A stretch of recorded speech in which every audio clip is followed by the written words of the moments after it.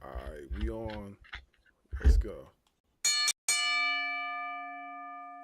Tonight on State of Pro Wrestling, our special guest is Big Matt and Dan the Mayor. Stay tuned.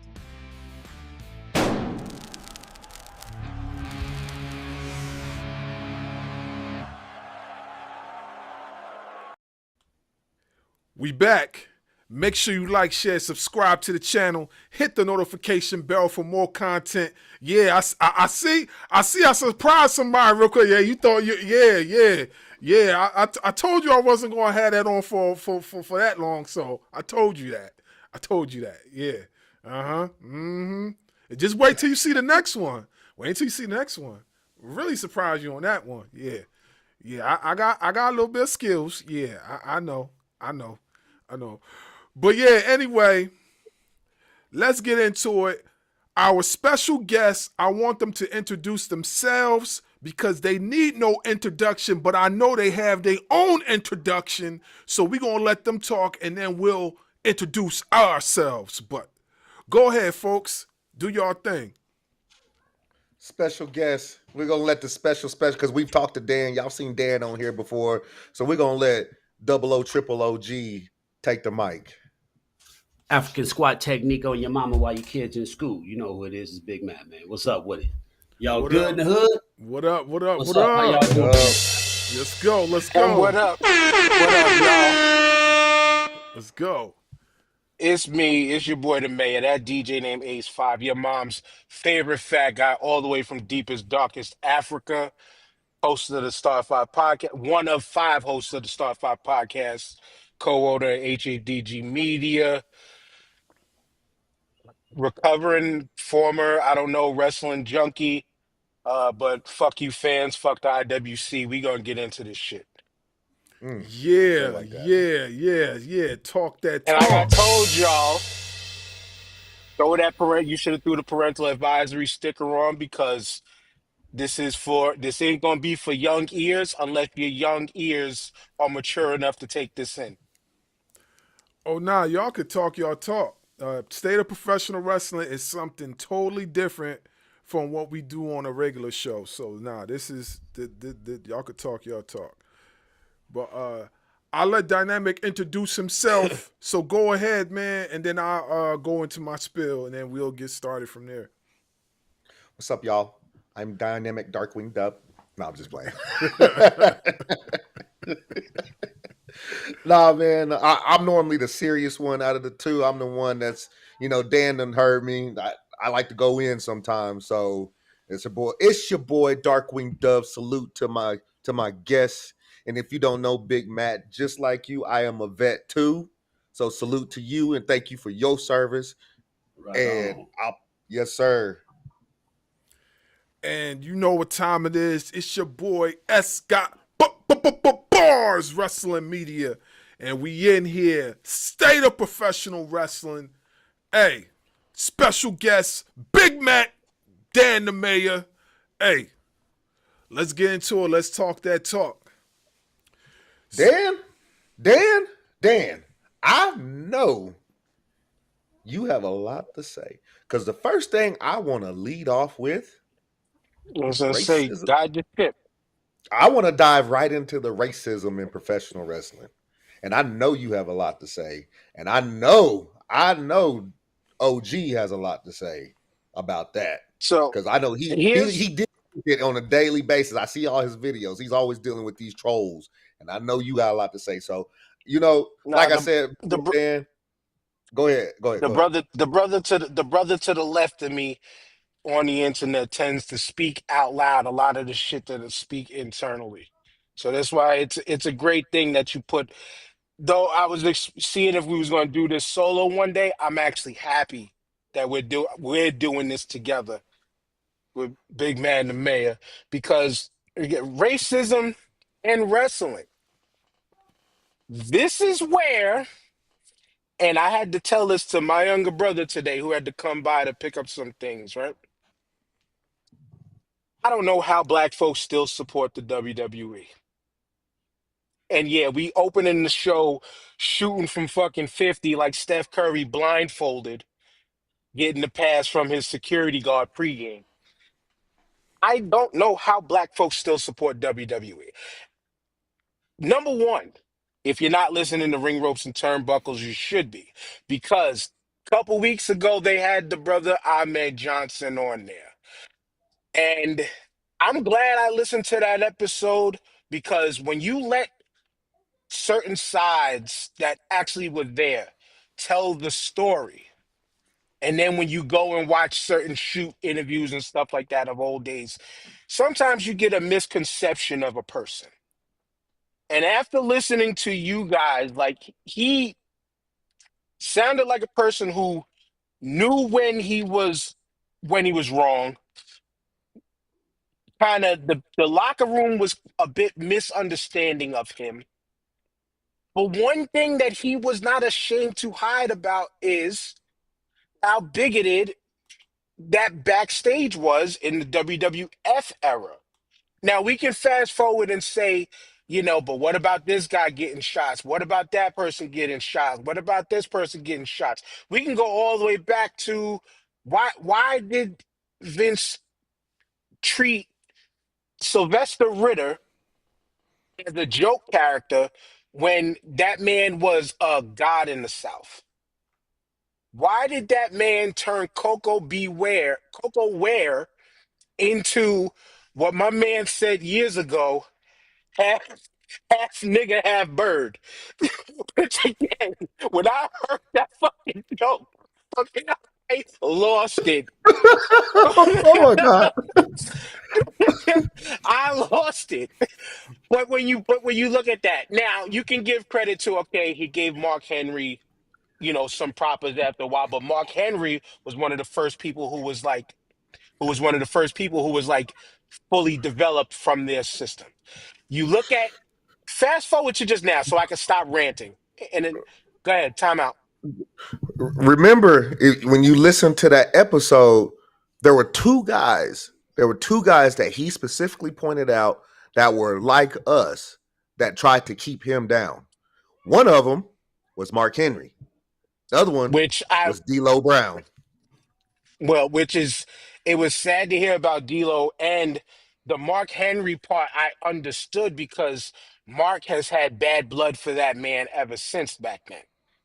And as a person who, like myself, who I enjoy watching a good shoot interview, I enjoy watching them. That's why, like, when y'all talk New Jack, I say, if y'all ever talk, I can talk New Jack toe to toe with y'all because I study that man's joint like a fucking biography. I like life, like I know his in and outs in the ring because I've sat down and watched the 3 hour, 9 hour shoot interviews from New Jack, shit like that. Like when I dive in, I'm all the way in. And I knew about the bad blood thing, but you're talking about the people that look like us again. He shot directly at the person who is running the show today. The same person, mind you, if you are a person who do not like MAGA, how do you still support this company? Now, I get it because it's very difficult to boycott certain things at certain times. Sometimes a target run is necessary because that's all you got, or that's what your wallet can afford. It's tough. It's tough when we think logically.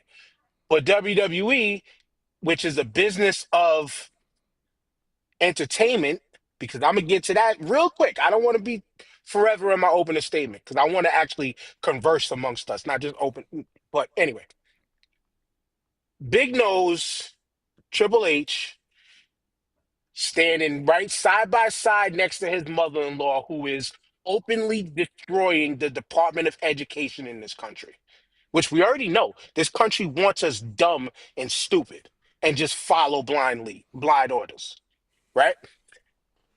Then you actually take a job within his quote unquote cabinet, whether it's a shell job or something legit. I don't know. I don't care. You're standing toe to toe with fucking MAGA right there. And then you can't beat the allegations of in your product of entertaining, because I don't call them wrestling because they don't call themselves wrestling. In their product of entertaining, let's see. let's see who they try. They don't bring up nobody big. They play to. They don't bring up nobody black. They play to the people who made them money over the years. They're using the Polynesians as the black people in the company right now. Oh, my bad. Women wise, Naomi, Jade, Bianca. But when you look at people who watch them, what do we have these conversations in some of these TikTok lives about? You get the musty, funky motherfuckers who don't wear deodorant saying they don't even watch or pay attention to the women in wrestling or sports entertaining. They don't. So is that really just a bone toss to us? Say, look at my African Americans. Like, is that what we doing? Or but man, I'm sorry for just I'm snapping. I'm going all over the place. I'm rambling. But when you look at the company's history, you look at what they've done here and there. Yes, occasional people of color did things. But when you hear the background stories, and again, come back to Ring Ropes and Turnbuckle podcast and go listen to the Ahmed Johnson interview. And he's some occasionally calling the ones who it looked like who hurt him the most by name and tell me that company ain't a problem. But more importantly, the racism part is one thing. And then it's just the fact that they don't call themselves wrestling. Michael Cole was on the Paul Brothers podcast and saying Netflix took the chance on us because we're about entertainment and storytelling and not about the wrestling. I love wrestling. I'm going to go watch where wrestling is. And when you have hundreds of other alternatives out there, especially the company in North Carolina, Ashe, who is fully black owned, you can't be on here just telling me like you're pro black and pro this, you're pro that, but then you're not supporting Ashe. You should be supporting Ashe. You're talking about alternatives. You need more alternatives. Oh, AEW ain't for you. Or my brother openly said to my face he had some fucking nerve. AEW is shit for him. Cool, you like what you like or whatever, but there are other places that are doing it. And if you, especially, and I will stop with this, if you are still talking WWE on a daily basis just because it is the algorithm driver and you just want to be down with, keep up with the Joneses and just be in the conversation, you can do the same thing for an upstart company and help them from the bottom up and be that same person. Too many people on the internets and the social medias, and I'm going to get into more of that later, but people think that all of this talking like this is putting you into business, and it don't, because most of the people in the business look at you like, who the fuck are you? So But if you get, go ahead, man, my racism, bad, go ahead. no, racism in wrestling. Um, I know I'm good friends with Ron Killings. Me and Stevie Ray are cool. I got Mark Henry number. I got Sheldon Benjamin's number. I know these guys, but most of the black folks they get it to get the bag. You know what I mean? Racism in WWE. I'm losing my train of thought. Racism in WWE is what it is. It's racism. So when black folks come through, you don't have a lot of options, right? So most of these guys, they're just in to get the bag. Really don't give a shit. Make some money. If they get a push, they get a push. Vince McMahon destroyed wrestling, and the reason why the racism keeps happening in wrestling is because it's easier to write for white men than it is for black men. Stone Cold Steve Austin would have bombed if he was black because they're never going to put a black man on national television beating his boss. Another prime example of the racism as a whole is when it comes to black wrestlers, and this is why racism exists. The stigma we have in white America and it being on television and telling the story, you can't have black men Jack Johnson, a whole bunch of white people? How do you market that? How do you get people to, give you millions of dollars to watch a black man kick a white man in the ass, right? If this black man is like Bad News Brown, he's scary, he's intimidating. But if you're Stone Cold Steve Austin, because Bad News Brown was the first Stone Cold Steve Austin, Mm-hmm. short of putting hands on Vince McMahon. Stone Cold was marketable, right? It's hard to write for black characters because if we display any type of swellness, we're angry. That scares everyone. So the window or the ceiling for black wrestlers is very short. You look at New Day. Now, I have to be careful when I talk about New Day because Meechin is my homegirl. Like that's my friend. Mia Yim. That's my homegirl. We text all the time. Her sister is engaged to Big E. So I'm careful on how I talk about New Day because I don't know E or K personally, but I know Mia. So I don't want to disrespect. But the image of New Day, right? The shenanigans, I would say, right? The shit they were doing, they fucking ate it up. They were way over, right? Big E gets legitimately hurt. He's on the sideline. New Day is down to two guys. They're still fun loving, fun, blah, blah, blah. The moment they turn heel, they bomb. The moment the smiling, happy, safe black guy entertaining the crowd, the moment you go bad, the moment you're mad now, you don't even really hear from New Day no more. Like their New Day was always talking. So that right there proves the point that when you're a certain black guy like Nation of Domination, I'm surprised they allowed Nation of Domination to have that much of a run. But they did it so they can build the Rock up. You know what I'm saying? Because out of Nation and Domination, who's the one who fucking pushed forward? The Rock. And if you think about it, Farouk was already on his way out the door because he was old, or he did the APA thing, which was part-time-ish at best, and then Mark Henry. D'Lo Brown never really got past a certain point. So it's very limited because without throwing names out there, most of the black folks, I'm not going to say they're in it for the bag. I mean, that's the best case scenario. You're going to get paid. You have an opportunity to make some money, right? But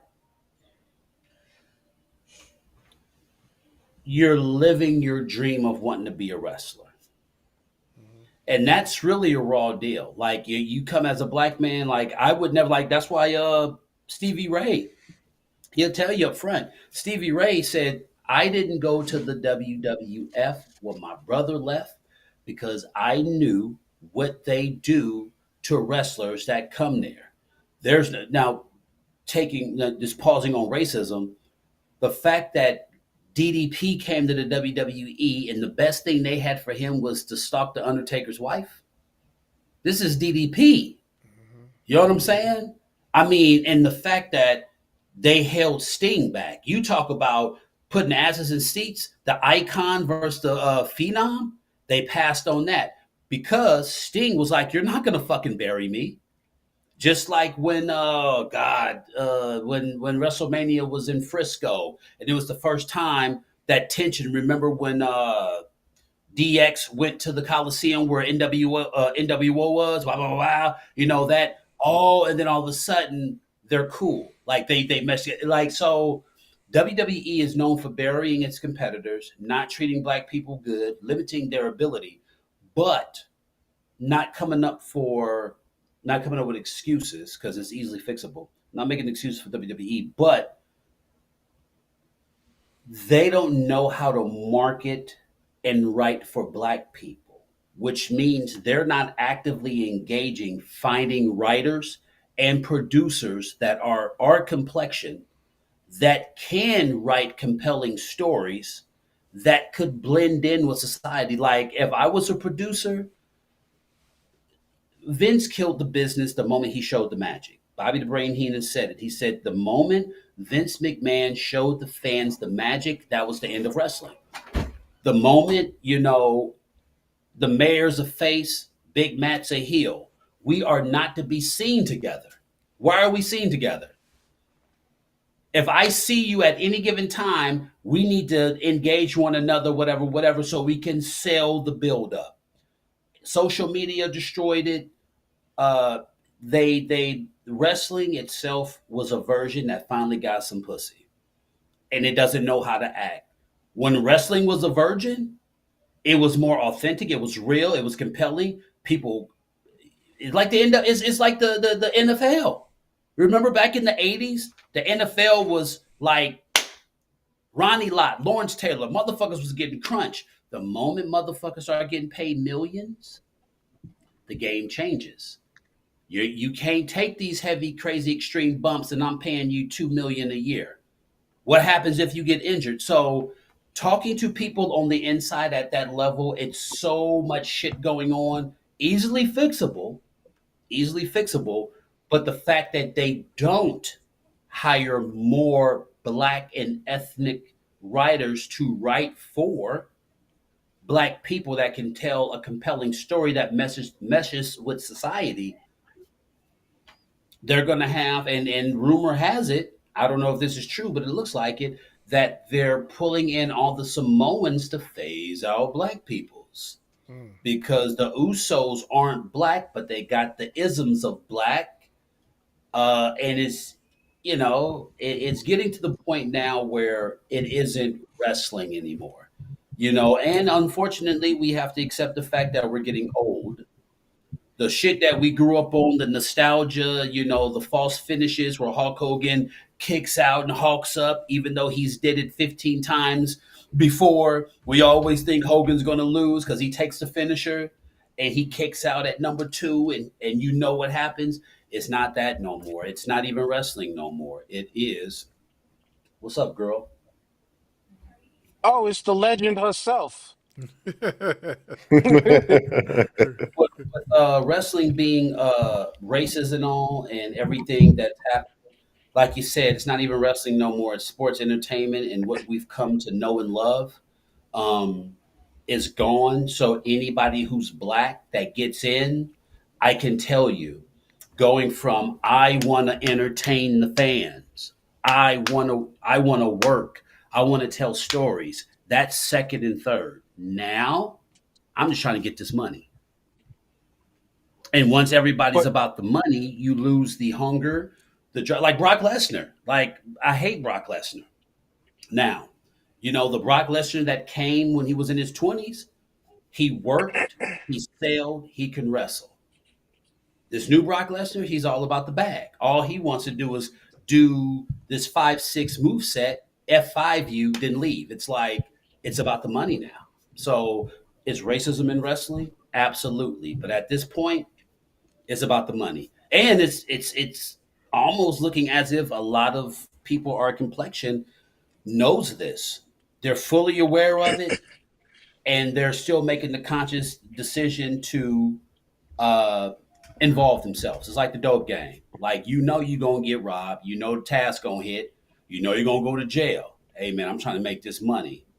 Glorifying being a drug dealer ain't important no more. I just want this bag, which means you're going to compromise a lot of shit to get that money. And unfortunately, a lot of people that are at the top, I'm not going to say any names, they're just happy to get a check and wrestle to entertain the fan, and that's all it is. So, because it's Shakespeare to them. yeah, If that's a clue to kind of who I think you were talking about, because that person's always said it's Shakespeare. It's about the arts, and a lot of what you said though is why I described that as a person who, again, I'm 45, and like I told my brother, Damn. I might be dragging your ass into, we're going to a school together. I heard that. Bars is no, I'm the second youngest here because Bars got me beat, I think, by a year. But anyway, I was like, I told my No, brother, you like, the we might second have to drag. oldest. Bars is only 43, bro. You the second oldest. Yeah, Oh you my, older than me. no, I thought Barnes. I thought you was just my age or older. Nah, I'm 43. Oh, my bad. So I appreciate my elder stateshood in this conversation, but Hey, real but quick, nah, real but real quick. hold on. But Let me. let me just finish the point though. To continue up with what Matt was saying, this is why it's beautiful into where the state of professional wrestling is great. Fuck what the WWE's doing because the state of professional wrestling is great because there are everybody's dream. I can probably not. It was my dream to make the WWF at the time because I'm old, but to make the WWF it was a dream. But then that dream became, you know what? Like I said, I'm older now. I want to go have fun, and you can just go to any local and have fun, or Yeah. you can make it to Japan. You can make it if you could get to work with AEW. You know Hey, how we it's do. like We wanting to be sit on here Def and run Jam. all these right. Like you wanted to be on Def Jam, but my bad. I ended up with LP and Cannibal Ox on Def Jux, and I'm Yeah. liking it over here. And Or or I'm or you seeing just 80% of you my sell some check. shit out the trunk. You sell some shit out the trunk and be Master independent. P Fuck it. yourself to today. Master P And let yourself motherfuckers hit your into line the like, yo, we see what you doing. Come on in. Mhm. So yeah, man, most definitely. exactly. So wrestling in today is in a great space. Fuck the WWE. Wrestling is doing freaking amazing everywhere else. And I just wish a lot more creatives took that light instead of spending 2, 3 hours every single day on motherfucking TikTok complaining about the shit you don't like when you have the companies that you keep saying we need to go support. But then you say we need to go support them and then turn the conversation back to the shit you hate just to make yourself look big and bad, knowing that just like the pop the balloon stings, you are easily that deflatable. Are you talk? Never mind. I already know who you're talking about. So, No, I'm not. I'm not. That was for hundreds of people out there because I've been on a number of different circles in this Wrestle Talk space before I met you, brothers. I get it. I get it. But what you were saying before we started the show, kind of, because I've had conversations with people about the same situation. Anyway, I'll leave that alone. Um, so I'm gonna push back on you, and it's not just me pushing back on you. It's I know that somebody's gonna ask this question or is gonna leave a comment on the video once the video is done. They're gonna say, "Okay, WWE is racist, but what about NXT? Why is all their big stars black then?" And what say you? Because Shawn Michael like niggas. That's why. Isn't it fucking obvious? Isn't it he obvious? Shawn changed. Michael like niggas. It's He changed his tune and over the actually years. it's almost like, okay, hey, give them their own space. Give them their own space. Maybe it's even that. Give them their own space. Because NXT, you know, with all the niggas down in NXT, I know they're not going to the WWE. Or is it they're gonna make them And fight hard for one another and probably throw each other under the bus? But I hope that doesn't happen. I hope they just be like, yo, if I'm getting paid a livable something to just wrestle, if I make it up to to be honest with you, if I was in NXT, I wouldn't want to go up to the main roster. Like I'd be Finn Balor. I'd be that motherfucker 8 years. I don't give a fuck. You don't want because y'all ain't got nothing for me. Y'all have nothing for me. There's no compelling time. If you put me on the production team, 3 months, I will have some of the best storytelling for black people. Oh, hell yeah! Like I would be writing my ass off. First order of business: Brock Lesnar wins the championship, and music hit, and it's somebody black. We're gonna return the favor because every black person that won the belt, your music hit. Because what they did to Kofi, I still want to punch somebody in the mouth. What they did for Cole, they made this nigga work, tell some of the best fucking stories in the ring. Only for him to drop the belt in 18 seconds against Brock Lesnar. I'm cool. Nah. pay you And back for when what you Triple did to H, the Cold Crush. look, when fucking Triple, I'd never forget when Triple H, you know, did the promo with Booker T. The guy's like, you supposed to carry my bag, man. And what really pissed me off is that that's my point of writing, because that was perfect storytelling. It was real, it was authentic. But what they didn't add into was what Booker should have did was after Triple H said all that shit, because we knew what he was talking about, right? Cool Yeah. beans. Booker T should have gave him a working punch. Bam, dropped him. To tie you on the message that when you talk this shit to niggas, you're going to get punched in your mouth. That was an opportunity that could have made or break that whole fucking uh, uh, segment right there. Like, you said all that shit to me. I ain't even saying nothing to you. I'm just letting you play yourself. And when you all said and done, work and punch, and maybe add on something, whatever, and then walk out the ring. Because then it would have been like, yo, With that's that what I'm talking story, about. that would have been perfect added sauce to the mixture. But they Yep. fucked it all up by having him do that, and then Triple H still wins the feud. Yeah. Which again, even if you don't pick up what they're putting down as a youngster, when you get to that then you get to that enlightenment when you get older and be like, oh shit. Because in real No, life, that would have happened. they intentionally drop the ball. And exactly. And it don't matter. It don't see today's era of people like that, they feel emboldened enough to go to sleep on some concrete. Yeah. Yeah. Because even in that era, let it I don't care how swole H was at that time, a brother like Booker T. Huffman would have not allowed that dude to do what he did Look, let me tell you in something. his Look, check this face. out. Check this out. So, remember how they made Booker T goofy when he was feuding with Austin, right? Hmm. Hmm. Yeah, Stevie was like, that would have never happened, ever. Hey, Yeah, Stevie was like, nah. He was like, yo, like in real life, like Booker, like for real, yeah, Steve would have got his ass whipped. Like, and Stevie, Stevie, you know what? The first time I met Stevie Ray was July when I went to AEW's All Out, All In, or something like that, up in Arlington.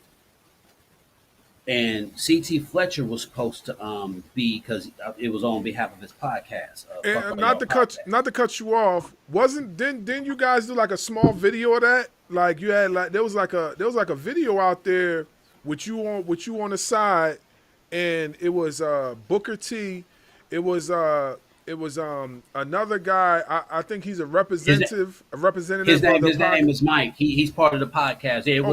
It was Stevie Ray Mm-hmm. interviewing one of the guys from AEW and Mike, and I Mm-hmm. was off camera doing some shit, and Mm-hmm. Stevie was like, "See that sucker right there? That sucker right Yeah, there." yeah, yeah, And yeah, the yeah, camera, yeah, I'm like, but that's the thing. When I met him, the first thing I said was like, I got my phone. I was like, "We coming for the gold, sucker." Hulk Hogan, we coming for you, nigga. And I turned the phone around and Stevie like this.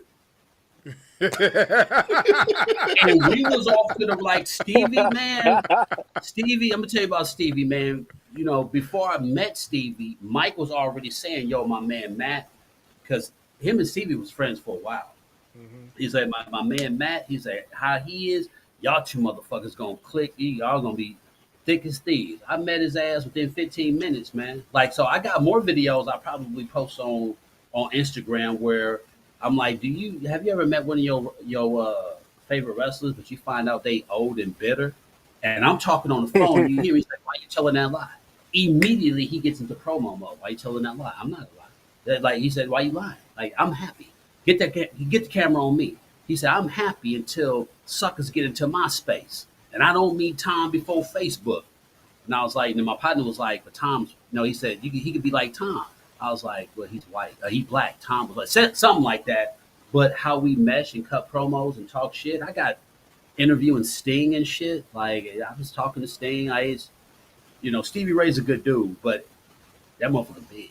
The Stevie Ray about like 6'5". Like, he a big dude. Like, and Why do too, right? Booker's smaller than him. But yeah, he a big dude. He'll fuck you up still. Like, you see Stevie Ray, and here's something about Stevie Ray. Everybody was up there. Like, so it was a convention. So before the main event the next day, you had Big Show, you had Rob Van Dam, you had Ric Flair, Sting, Mark Henry. Everybody he walked up to, they said, "Oh shit, Stevie, don't beat me up, Stevie." Like it was just, come on, Stevie, what you? It's like Debo coming. Yeah, yeah, How'd you train? How'd you train? yeah, he a good dude, man. You know who's really cool though, because we from the same soil, kinda ish. Is Hobbs from AEW? Yeah, he seems That's the real like a homie. real solid dude. Now I'm gonna tell you something. Now this gonna fuck y'all head up though. So you see how big he is on television, right? Was he like 5'10"? Yeah, no, like his build, right? Yeah. I'm a little bit bigger than him. Yeah. Okay. He saw me and was like, "Why you sizing me up, partner?" I'm like, then we start rapping on we start rapping on our Bay lingo, you feel me? Like woo woo. And we chopped it up, but he was doing it moving. But me and him, we're pretty much the same size. And he was like, niggas, you look like a motherfucking monster on television. Cause he was looking at me, he was like, nigga, we damn near the same. I was like, Doom 2.0 in this bitch. He was like, man, let me get the fuck on out of here. He was like, all right, holla. Man, you was saying, man, me and Hobbs tagged, man, look. Like we And you about know what's funny? You know what's funny about you saying that tag team name? what's up. That's exactly what I was thinking with us two on this damn show tonight. But It's Doom, just let's just say I never dye my hair, but this baldness is due to the natural hey, I'm gonna tell you glow. this, but my The mother's dyes done best fucked me up. friend, my mother's best friend, who she used to work with, her husband, I think, no, one of her daughter's fathers, I think, cousin is Butch Reed because Nice. her pops is from St. Louis, I think, something like that. So her cousin or uncle is Natural Butch Reed, which was a terrible Hacksaw, fucking kid. Hacksaw Butch Reed. Let's go Yeah, OG. Hacksaw. Yeah, Hacksaw I, Butch I, I Reed. bumped into Ron Simmons, man, and I asked him about him. Like when I meet wrestlers, man, I don't fan out. I'd be like, man, what's up with Butch Reed? What's up with Butch? He's like, man, fighting his demons, man, you know. And shortly after that, I think he passed away. But yeah, man. Mm. Which he just used the choice word for a second, and I don't want to shift because we really just shooting the shit until y'all grab back the reins of your show. But fanning out, fanning We out. just we I just want letting it flow, bro. We just letting it flow. no word, and I appreciate that. But fanning out, this is something the podcast educator in me kicked in when I listened to your Savio Vega episode, which was a great episode. And I'm glad that y'all just allowed him to breathe because he dug into so much deep history into himself. One thing I wished for is maybe y'all could get a part two and actually dive a little bit more deeper into the Puerto Rico side of professional wrestling because y'all were very, very much looking for the WWF story, WWE story. Even when he was giving y'all jewels from Puerto Rico, I understand. And then when you guys opened the show, though, totally respect I got a legend. But y'all getting this was just it was if this shit was on bright like the television brightness was on high and I was catching it and I was just thinking again just from friend to friend and coaching y'all unsolicited coaching advice like I always do. If you can there's points in an interview where you can infuse the fan level. You know understand what I'm saying? Like in your intro, fan the fuck out. But it felt like the fan out derailed y'all at the start. Then you guys got the storytelling. Just little things to work on. When And I you when I know meet as when a I meet brother, y'all know I'm I here to help y'all out. I think I'm too much of an Oakland nigga, man. I'll share a story with y'all. Check this out. Look, so Oakland, California, Lake Mary, Grand and Staten Avenue, or Grand and Staten, right? I'm smoking a blunt. I see a nigga walking down the street. And I'm looking at this dude because I was a slop corner loser. I wasn't even doing shit. So I knew if you was from around here, if I see you before, whatever. I ain't never seen this nigga smoking. And I see this nigga nose. I was like, this nigga nose look familiar as he's walking up, smoking. And I look. And I was like, nigga, you high top. And he looked. He was like, most people say OG Bobby Johnson. I said, nah, I'm old. Nigga, you high top. It was Glenn Plummer. This is when he had did Speed 2 or Speed 1 or 2, but he had dreads, right? He had on the joint, you know what I'm saying? And you know what I'm saying? I'm like, what you doing around here? He's like, my sister owned a shop on like maybe like half a mile down the road, whatever, you know what I'm saying? We sat up and just shot the shit, man, smoking weed, chopping it up like he a regular ass nigga. Wouldn't you, woo woo. But he hates when people walk up and be like, what is that? If I can use it's like you, I remember you from that one movie. Because he was like, what movie you remember? What movie? And I don't know how to, he hate that. Like, if you go, I remember sure he wants you to say what movie. I said, that's High Top. I said, that's your ass High Top. He was like, yeah, in LA, you know what I'm saying? They never let it up. But yeah, when I meet people, man, like I'm just too real for that shit. I'm one of you. Like, the difference between anybody that's rapping, acting, wrestling, my whole thing is I don't treat you special just because you capitalize on an opportunity and you had the confidence to go for your goal. You ain't no different than me. That's why most people aren't where they're at right now because they didn't get that opportunity, or sometimes, you know, motherfuckers just not confident. There's a lot of factors. It ain't because you ain't got the skills or whatever. It's just like some people, you know, they have an opportunity and they believe in themselves to go for their goals. You know what I'm saying? But at the end of the day, like you're no different than me. So when I step to you, you know what I'm saying? Now, you know who's a fucking dick though? You know who I don't fucking like? I don't like, oh, my, maybe he's old, but it's always been Ric Flair. For some odd reason, he just give me, he just don't like niggas. I don't know. I don't know what it is about Ric Flair. I just never, how he shake your hand. Like, damn, like, just fist bump next time. Who I But will tell you. moral of the story, not to cut you. Yeah. It and this again, coach me just back to y'all in your last episodes, which were again, I'm a fan of. Y'all, they were great episodes. But if you come off cool, you know what I'm saying? Yeah. They open up to you, and exactly what Matt described is they open up to you when you just respect them for they are you. These people are you, just a little bit more traveled. You Yeah. understand? But Matt, yeah, Matt is West Coast me right now, just with a couple more guns, a lot Yeah. more Yeah. guns. I smoke weed with you. I don't give a fuck. Like, you That's how smoke? I smoke cigar. But but Like, you because smoke? exactly Like, you what you smoke? said, Like, brother, man. you know what I'm saying? That's how Exactly I've what you always, bred. Oh, that's my why, bad. that's how I've always been able to, like, get in certain spots, man, because I'm just like a chill ass nigga. Like, man, fuck all that, man. What we smoke? Yeah. Like, you know what So I'm Dude, saying? Like, I don't want your I autograph. I don't want to, like, I don't real want to do quick, all that real goofy I shit. mean, real quick, boss, because that's just being a normal what's up was Yeah. good. I'm working and I'm hanging on the side of the truck the way we're not supposed to. This is when I was picking up garbage. And one of your favorite rappers, which is one of mine, I see Sean Price on Bleecker Street across the street from Le Poison Rouge. They was about to go do a show, and I was, yo, what up? Yo, dapped it up like, yo, you got a show tonight, whatever, whatever.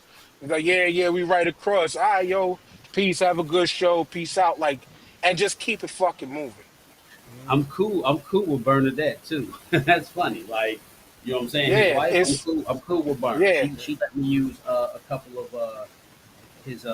She let me use his hook. Like, I was able to recreate the hook for one of my songs, and actually two hooks I was able to use. And she said, "Let me hear the song." So I let her hear the song, and she said, "You got a thumbs up." On it. But, Yeah, I feel you. That's dope. That's All dope. right, so But my bad, boss. yeah, so I want to give a little bit of pushback because a little bit of pushback, just a teeny weeny bit. All right, so and me and Dub talked about this a lot too. What We is with your man actually, and these teeny weenies today? What is up with the teeny weenies today, yo? oh man, all right, Hey, yo. so all right, so pause. Let me I'm gonna break down. So me and Dub talked about this, exactly what you're saying.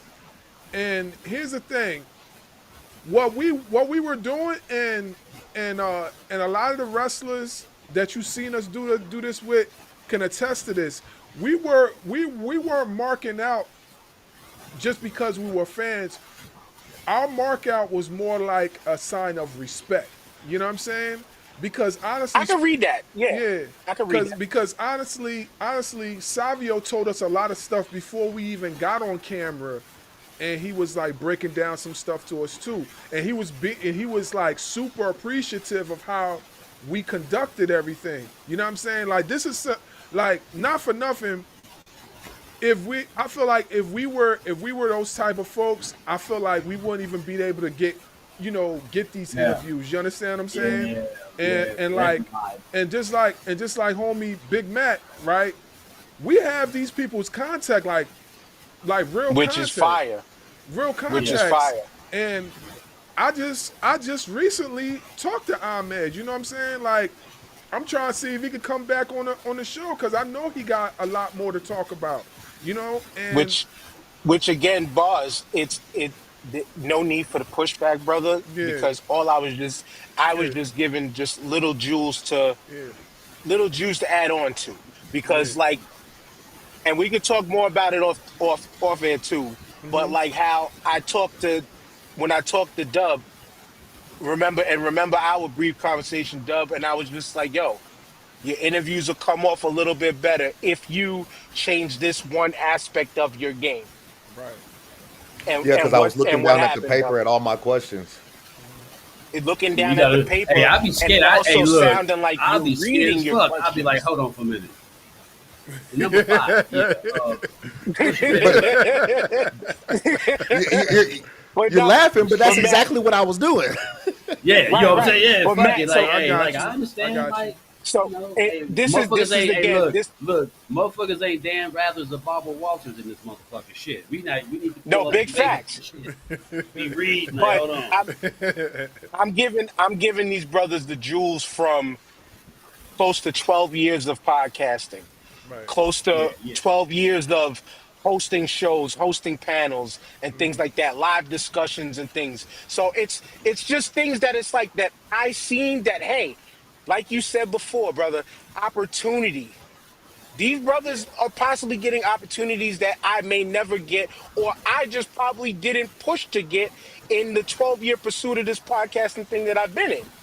But if I can see some shit that I know that can help them get better, that's all I'm ever doing. Is I'm just and Hey, it's for my peoples. It's for my peoples. So it's like because bars see me conduct a panel discussion with three people sitting watching and rotating. And what did I do with that motherfucker? Nah, you had everything on lock. You made sure. All right, so I'm going to give you your flowers because there's a lot of things in there that I want to learn. You know what I'm saying? In the process of doing something like that one day, right? You had the green screen right here. You had the panel set up right there. You did like 5 or 6 tasks and made them look like one. You was conducting the interviews. You was making sure people was listening in.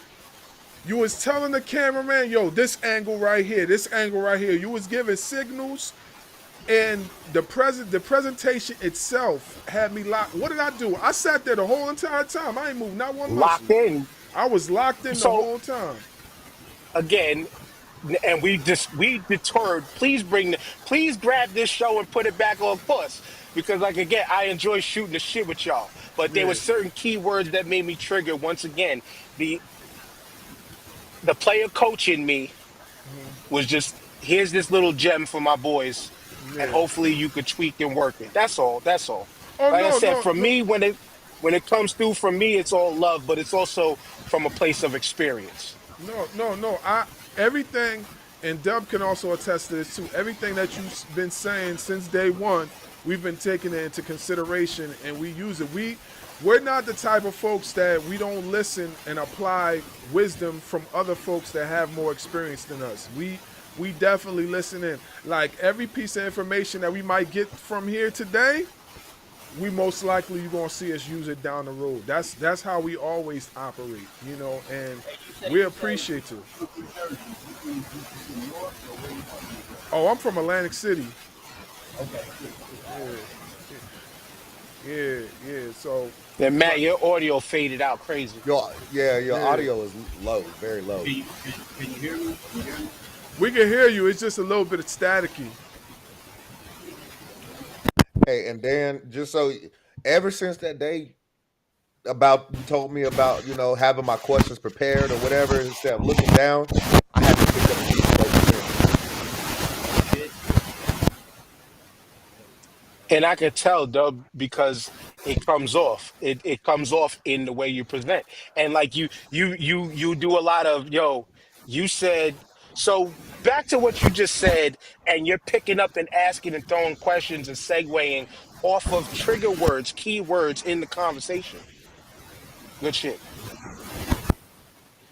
I want to, let's bring this back in just a little bit, just a little bit. I want to ask Big Matt, What's up? how in the hell do you stay so calm dealing with these trolls that come to your page on a daily? Because you the most calmest dude I've ever seen dealing with trolls. Oh man, it's trial and error. I mean, Turn there's a your lot mic. of shit that I don't record. There's a lot of shit I don't record, and most of it, the trick is multiple takes. Oh, hold on 1 second. Like, if you could fix the mic real, because it sounds like you're fading. How does it sound now? You sound a little bit better, but if you could be a little bit louder, because What it, about cause now? Is it better? Is it better? yeah. That's better. That's What do better. you Okay. set up with? What are you using? I got a Scarlet, shit, the Scarlet Okay, because 2.2 interface. it sound yeah. It sounds like there might be, if it's running off XLR, it sounds like there might be a short in the wire because it's not picking up the, it's picking up the What about microphone now? Can you fuzzy. hear me Like, now? Am I good? Am I good? yeah, a little better now. Yeah. I bet. Okay. No, it's multiple takes, man. I do multiple takes, and by the time the final product come out, a nigga done already let off all that steam, and you get like the final what's the name? Because normally what I do, depending on what you say, I'll find you up on Facebook, or I'll use my army technique, and I'll find your phone number and I'll call you. Be like, yo, check this out. Like there was a dude yesterday, the video on Instagram that went viral where Jean Grey was like, if ICE isn't racist, how come they're not arresting or deporting white people?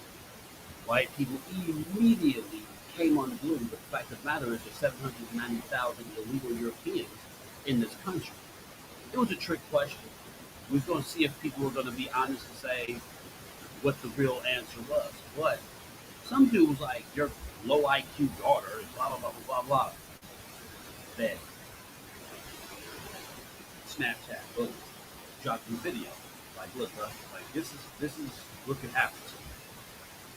You know what I'm saying? I hit him with some shit, and he's like, "Oh, you low IQ monster." I was like, "Listen," I was like, "You don't have to worry about me."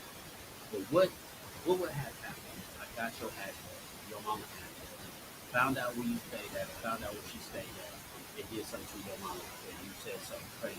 I said, once again, I'm not going to do this. It doesn't make sense. Ignorant or stupid. That's not the point. The point is, you just make comments that all the rest of the things you say. And then all of a sudden, your life will turn upside down. I was like, pay attention to you. All that being said, let me ask you a question. What did I say to you?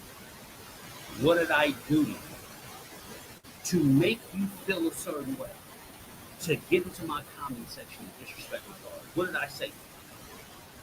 My daughter asked a question. Anything happens and something get ready to happen to you, and the motherfucker say, what did I do? What did I say?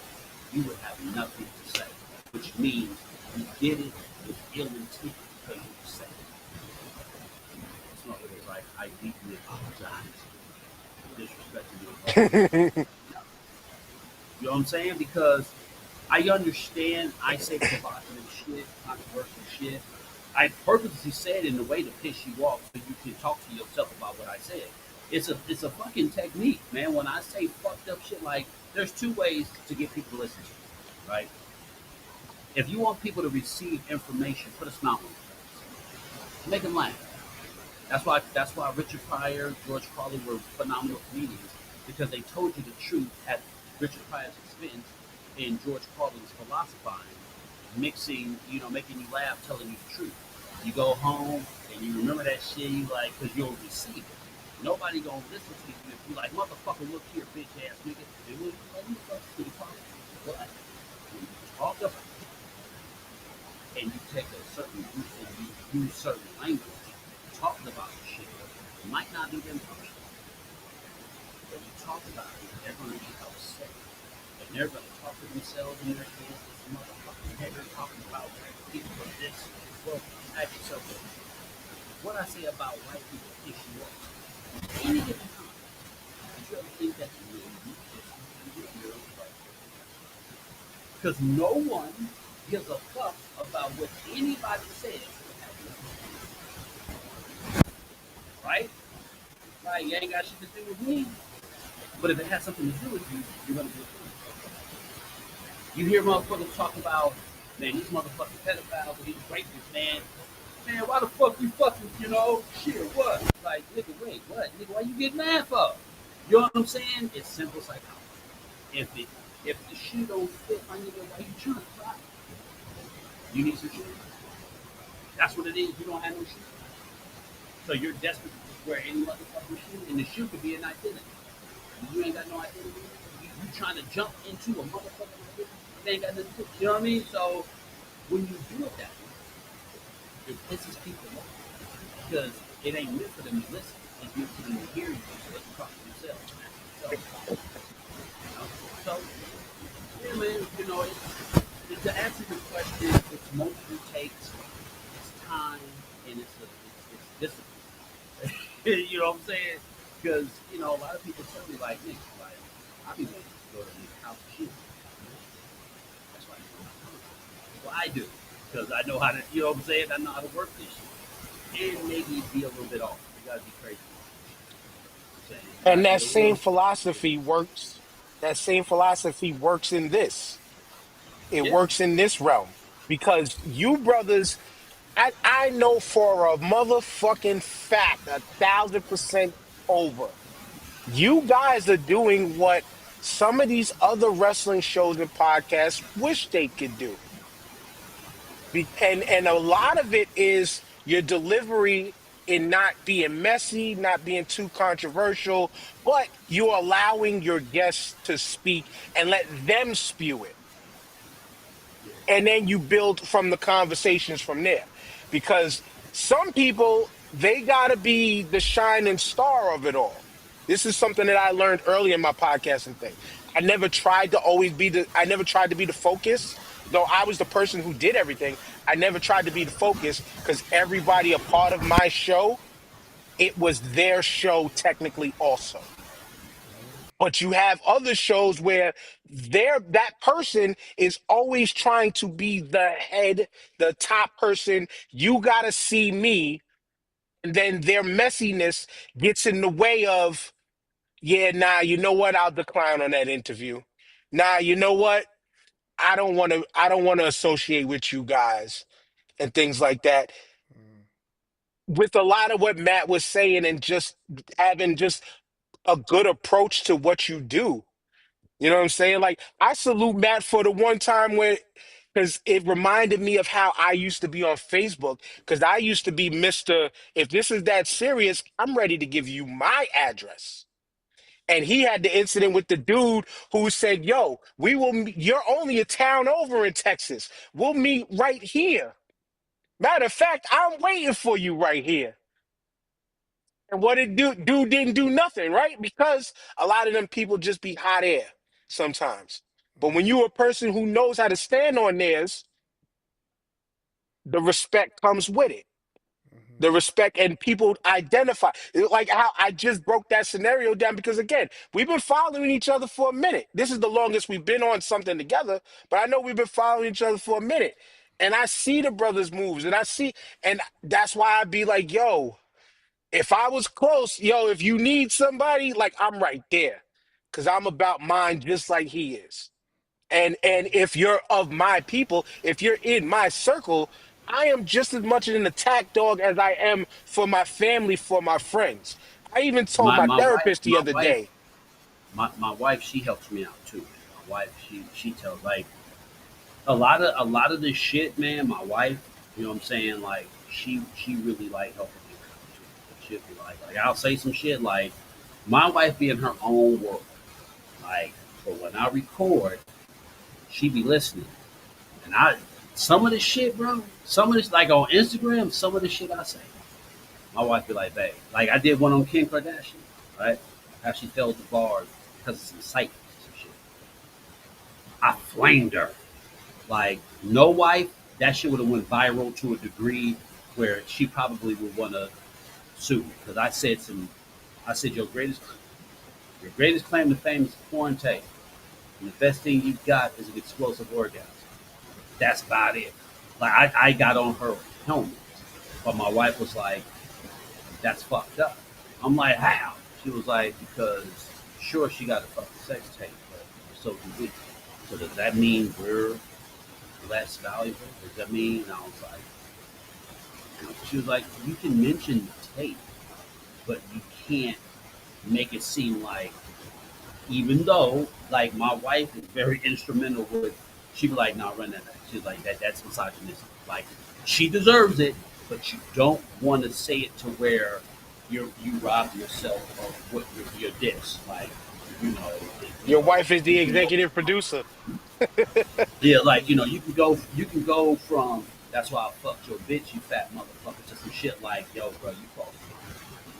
So my wife really helps me out with like shit like and what's cool, my wife sometimes don't even do shit. She's like, I'll look at her and she's like this. What? You gotta like that's what my wife do. She made that face, Bob. Restart. So going back to discipline and how do I remain calm, the hidden component of my life is actually shit too heavy. Marshawn Lynch that. What you mean? Run it back. Got you. All right, cool. You know what I'm saying? And we start all over. So by the time the final product come out, I did 7 takes. I've manipulated it so many times. And you know what's crazy is my wife, she used to hate this shit. My wife, man, she was just like, what the fuck are you doing? And I hate to be cliche or sound like when I start showing her the money possibility, she was like, oh, okay. Not because like, ooh, but as much time as you spend on this shit, you know what I'm saying? Regardless of what it is, nigga, get money, make something. Because if you're doing it for free, what are you doing? That was her angle. Now, she she sees it for what it is. Like when Anthony Anderson followed me on Instagram and was like, "Nigga, you hilarious." I was in the gym. I was gonna do cardio. I was like, because I forgot who Anthony Anderson was. Anthony Anderson. That name sounds familiar. Man, I looked at his house like, I gotta get one. She in the shower. I'm like, babe, look. She was like, wow. So she sees now that I'm on to something, um, and she's been instrumental with making sure that she's the QA. She's the QAC. She makes sure quality and control. She makes sure that it's NC-17 and it don't hit that X rating. You know what I mean? So yeah, She's she the takes care. executive producer. Yeah, man, she puffy on this bitch. She puffy. She over there minus the baby oil and shit. You feel me? I was about to say you talking about the good part, right? The good part, Yeah, right? we talking about the music. Take that, take that. Yeah, Thought I yeah. No, told I you ain't that gonna we take won't that. stop. Redo that. Redo that. Redo that. Redo that. That's Word, crazy. word, Redo word, that. word. Redo that. Okay. Start Thought that I shit told you over. that You know we what I'm won't saying? stop. Yeah, yeah. She take care of me, man. Because sometimes I fly off the handle, man. Also, you know what's crazy is I noticed something about my content and need with social media. After 10 o'clock, my brain stops. I can't think of nothing. Like after a certain time, my brain just be like, nigga, fuck all that. Catch them tomorrow. You know what I'm saying? Like for somebody like I'm hot from like 5 in the morning to like 3. After that, you know what I'm saying? I'll be on some other shit, and then 10 o'clock, like 9:30, 10, my brain look like the wittiness, the let me flame your ass. Like literally, my brain shuts off, and I noticed that recently. Like what normally would be like a quick hot take, maybe 1 or 2 takes. Um, getting the lines down. All this shit is freestyle, by the way, too. That's another thing that makes this shit crazy is that I don't write none of my shit is planned down. If I see something, the first thing that comes to my mind, I let off. And I think that's one of the reasons why a lot of people fuck with me on Instagram because it's authentic. It's right there in the moment. It's not like let me get a pen and pad and write down what I'm going to say. Which I think if I applied that tactic, I probably would do amazing with that shit. But nah, yeah, my brain shuts off at a certain time, and that's how I know I'm an official content creator because it's like a job, man. You wake up, you hit. After a while, you gotta fucking cut your brain off. So yeah, Yeah, I agree with you 110% because I'm like kind of the same way. And my wife also gets on my case with certain things, like if I do it right, or if I do it wrong or whatnot. Like like I had a tendency, I get like if I'm on screen for too long, I start shutting down just like you. Like yeah. what oh go ahead. What happened with me is you can see it on my face. Yeah, Like like I'll you're just start shutting off. yeah, I'll start winding down, I'll start yarning a little bit here and there. So like I gotta like I had told Dub, I was like, yeah, we gotta try to keep these joints to like an hour, hour and a half. Like, you know what I mean, sometimes because I know we could get into some deep conversations Yeah, with the wrestlers. And by all means, if we got a legend on, I'm not gonna stop it from talking, you know what I'm saying? Because I want him to express himself and get his, you know what I mean, and get his opinions out there about everything. Booker So T the same way. yeah. Booker So T, if you talk, I mean, cut you off. If you talk to Booker T, you'll be on the phone about 2 hours with Booker T off rip. Like we've been See, late. We did a couple podcasts and we've been sort of late. Booker T be 2 hours tops. That's minimum actually. Booker T will be up all day chopping it up with you. and that's me in podcasting because that's where I say I'm the polar opposite. The show we did 2 weeks ago, we went close to 3 hours because you know what it Woo! is. When now it's we do earlier on Sundays, but when the conversation is flowing, Uh let huh. it be Yeah, and let it run. be.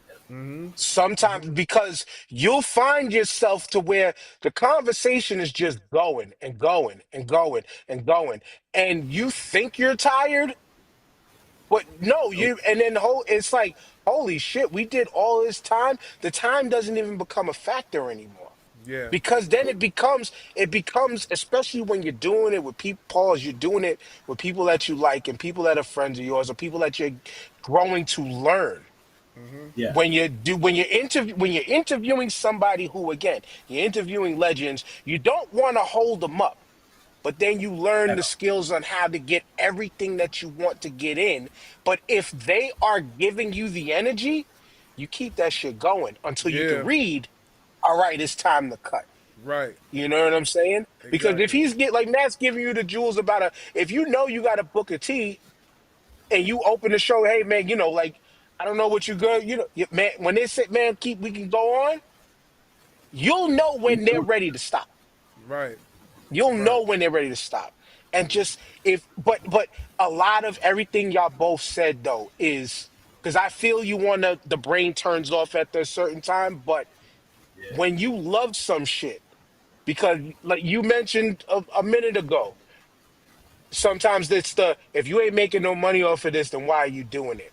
I used to ask myself that question a lot in my close to 12 years of podcasting journey, right? And I was doing podcasting when people think now a podcast is, oh, you're on YouTube. No, we were audio only, paying $130 a year to get unlimited episodes uploaded on SoundCloud before StreamYard was a thing, before Spotify had podcasts, all this shit. 2014 is when I started. And that was even still in the early in the podcast game. Yeah. And the struggle to get off the ground is so real. And to this day, I still do this shit for free because number one, I have a love for it. I have an end goal with it. But I've almost quit 4 or 5 times because of the lack of energy, the lack of wanting to do, the thing of, damn, I'm getting up and nobody's listening to us. But then when you get that shit out of your head, then you see, all right, my creative brain might be gone for now, but I didn't lose the hunger to keep doing it. Right. Yeah. So it's like, okay, I know, like you said, Matt, I know 10 p.m. my brain is shut off and maybe let me just watch some funny shit on TikTok. Or you're like me. My brain is shut off from work when I get in the house. I'm doing whatever. I'm rubbing my wife's feet. The first thing I'm watching, this is your daily dose of cats on YouTube. Just to disconnect. Hanging. Or then I'm watching video game shit on YouTube. But then when I'm back up in the morning, my brain is constantly running on, okay, what's the political news that I could take to the podcast next week? What happened in Yeah. sports, which, by the way, Dub, I Fishing mean, Bars, content. so, salute to you and your Cowboys on the comeback win today. You beat my Eagles. Good shit for one game. I could give it up. But but my brain is on like, okay, what's the NFL doing? What's the NBA doing? All right, time to turn it off again. This is your daily dose of cats. You know what I'm saying? If you keep the hunger to it, you know what I'm saying? Then you have a Big Mac and quick wit right off the mic. You'll have a person like me who, when I save all my ammo for the podcast, and then it's bang, punch you in the face. Then you got brothers like y'all where you guys are throwing out a lot of shit, but you're throwing it out at a pace that is not getting you tired. Find your groove, find your form, and run. Yeah, I agree 110% with you, man. Like I said, man, it's just, we just got a desire to win, man. Like we don't want to, we're not trying to like give people no like rinky dink type of content. Like Yeah. we really want to show folks like, yo, we about this life. You know what I'm saying? And me and Dub talk all the time, and we let these folks know, like, listen, man, we doing this for real. Like, if we gonna do this, we gonna do this for real. This is not a game. And It's gonna be your job. It's gonna be yeah, your job. exactly. And like I told Dub, like, yo, man, we want to be the type of guys that can get into the spaces and really talk to folks. Like, we don't want to be those type of people that we wish we could get into those spaces. You know what I'm saying? How can we get into those spaces? No, we want to be the guys that's going to get into the spaces. That's what we want. Which on that note there, two things. If you keep that same energy, and remember this, please, because I used to say this on all my creator panel summits. Yeah. It's not competition. There are millions and millions of podcasts out there in the world. Once you find your voice, once you get your lane, the next person isn't competition because as long as you remain you, people are going to see you, and that's how you're going to win. Mm-hmm. It's not, I got to get past this person. I got to step on this person's neck.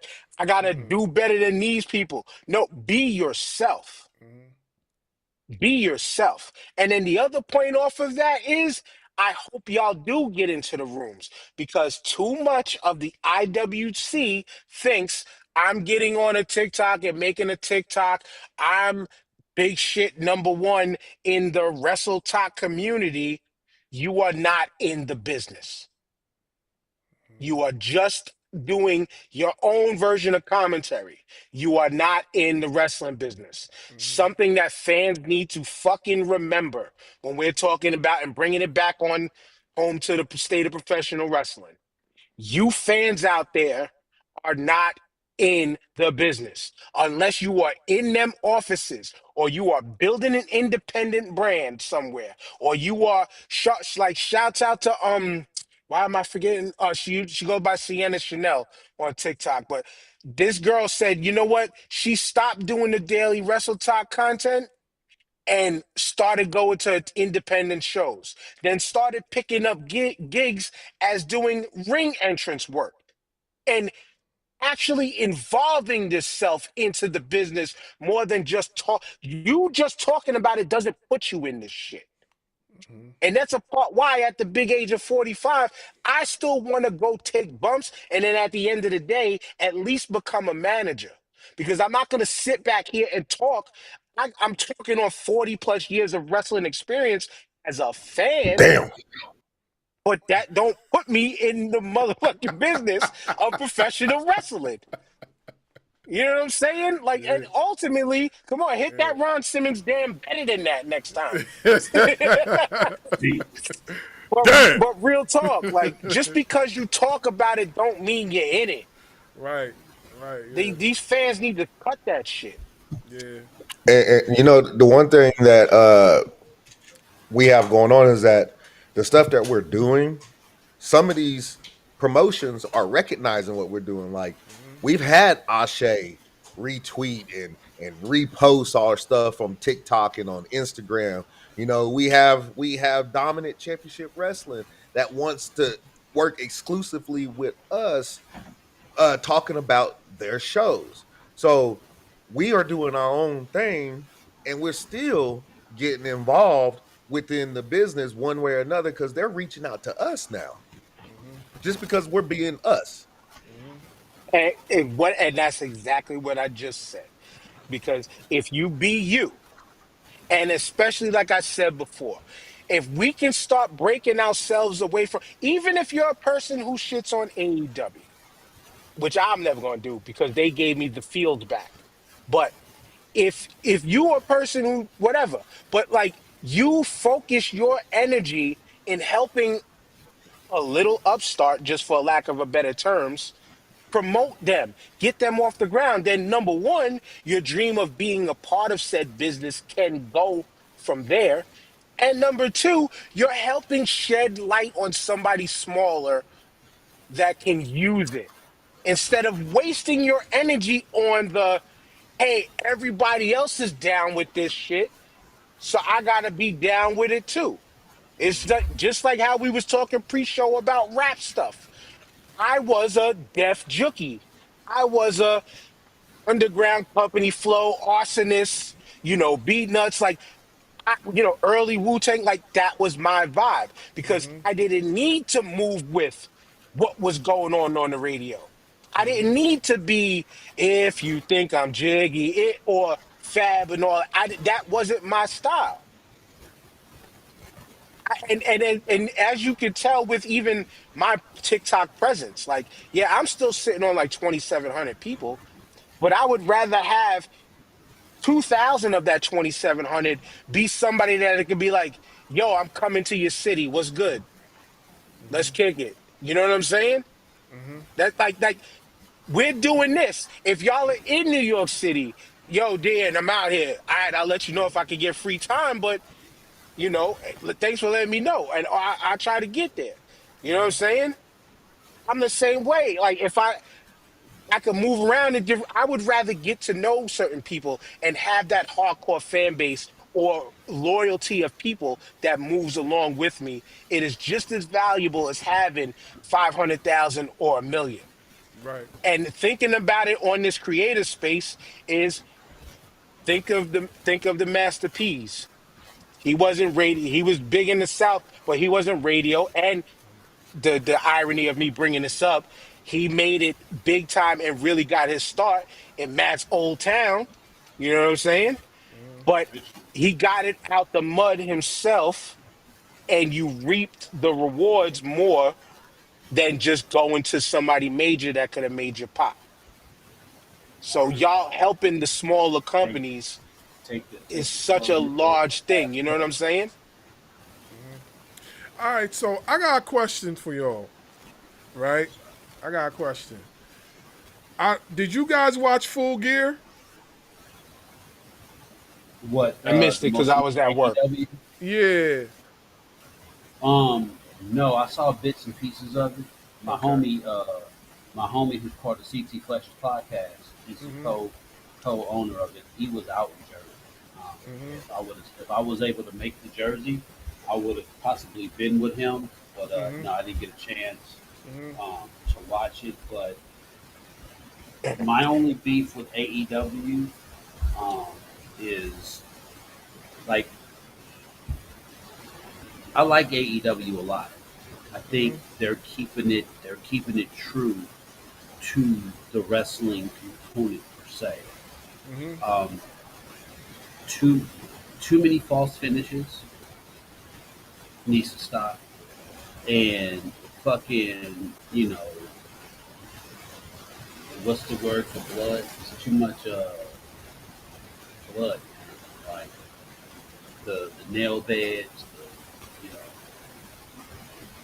that's my only dislike. But with that being said, I saw bits and pieces of the match with fucking Joe or whatever Dean whatever the motherfucker name is, Molly or Hangman. Mox, huh? Hangman Adam We Page. we said Samoa Joe versus Hangman and And then who Mox was versus the other dude from Shield, Mox.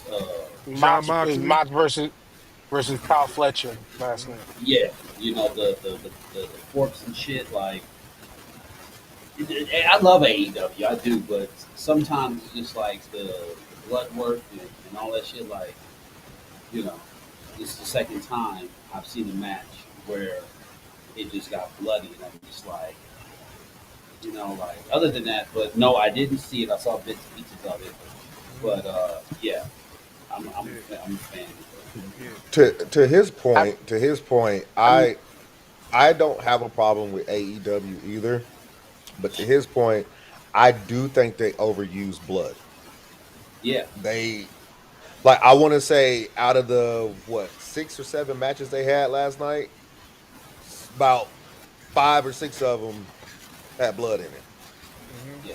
It's just like, I Well, the point of it though, because I missed it, I can honestly say I missed it. I seen a lot of the highlights. I seen a lot of things. But you're talking to a person who loved deathmatch wrestling from Japan back in the day, and when done right, which AEW usually does, it ain't for everybody. But usually the blood is done within story reasoning. And you have to tie it to what those stories are. Now, when it happens too many times in the night, that's when it becomes all right, nigga, enough. Because yes, it's being when it's being overused, it's a problem. When you tie it into a theme of a show, it's okay. But this is also why, like, remember we used to put up a counter of how many times did Mox bleed, or did Mox bleed this show? But then you would see certain shows where Mox intentionally wouldn't bleed, but somebody else did because the spot was more important for that story. So I yeah, personally I would have to go agree. I back and track agree. the stories. I agree. When I was in All In, you were right. Like, I was behind Tony Soprano, and Tony's a funny mother. Like, me and Tony, we were fucking with Stevie Ray. They were getting on his motherfucking nerves. Tony Soprano, he a funny dude. So we were right there. Keith Lee, fucking the TikToker dude, Pharaoh, Jay Pharaoh was there. But I saw up close, like, and on the screen, like he used a fork. That was the match with Mox and Hangman, Adam Hangman. I believe they had the match or whatever. And it was just like it was a death match or something like that, which was it was warranted for it. But then when I saw most recently again, fucking like because the same thing he did with Hangman, like he had him somewhere. He took the fork and he was just hitting his motherfucking head with it.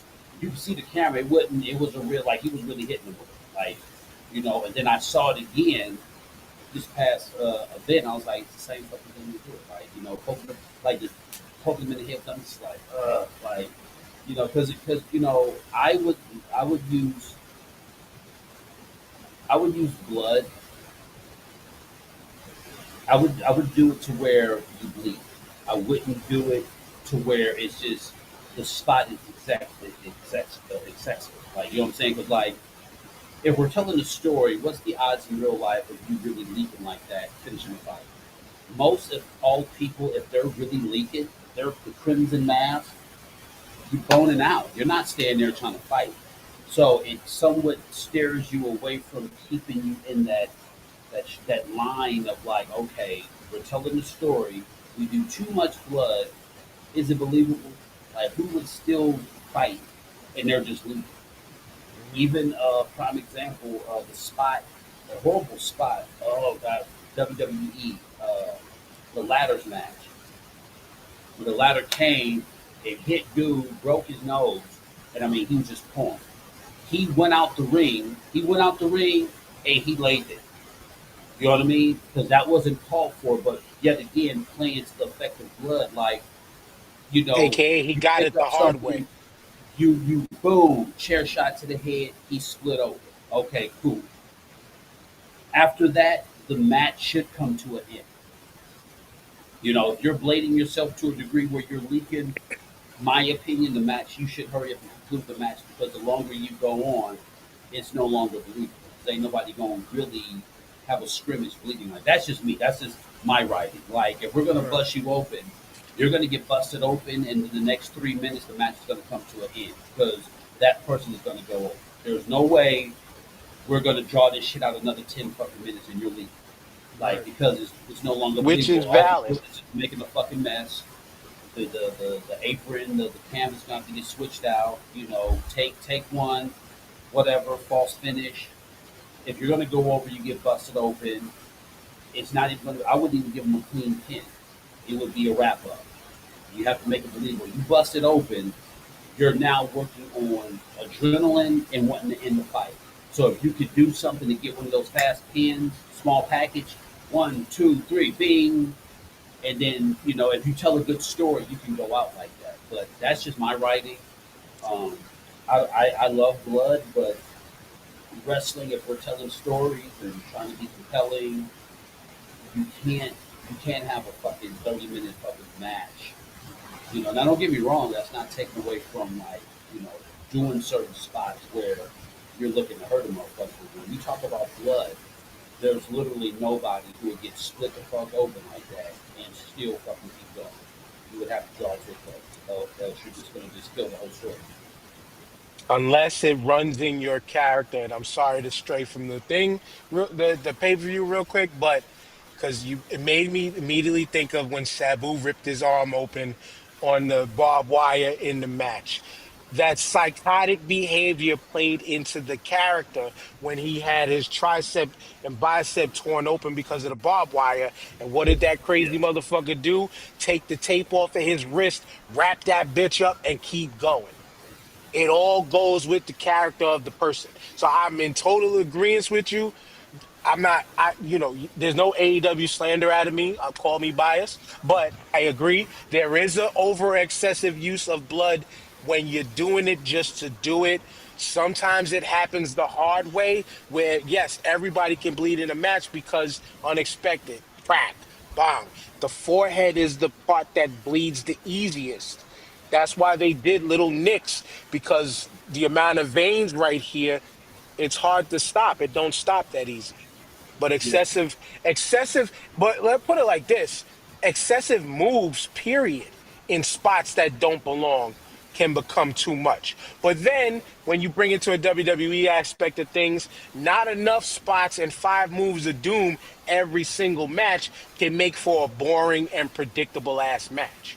Or So it's 15. the trick is finding the balance. But go ahead, boss. Yeah, so see, and I agree with you guys 110% on that. You know what I mean? Cutting back would do better for the story. And I definitely agree with that. Just a teeny weeny bit. Because if you're doing it all the time, if it's consistent repetition with it all the time, Balls, bro. Balls. ah. Hey. This ep- this episode is a teeny weeny state of pro wrestling. Oh This my fucking guy is God. teeny weenies. Uh, Pause, son. yeah. I don't want to Hey, see you on no emails, son. yeah. Chill. Yeah. Hey man, I come from y'all era, bro. Like, you know what I'm saying? Like, everybody be knowing what I'm talking about, man. Yeah. Like, We know. but my reason for bringing up AEW was two things, and I know Dub wanted to touch on one of them, so I'm gonna touch on the other one. I'm gonna let Dub do that. Pause again, but yeah, Hold on. Before we get into that, I want to say something before I say. yeah. Tony Storm is thick as fuck.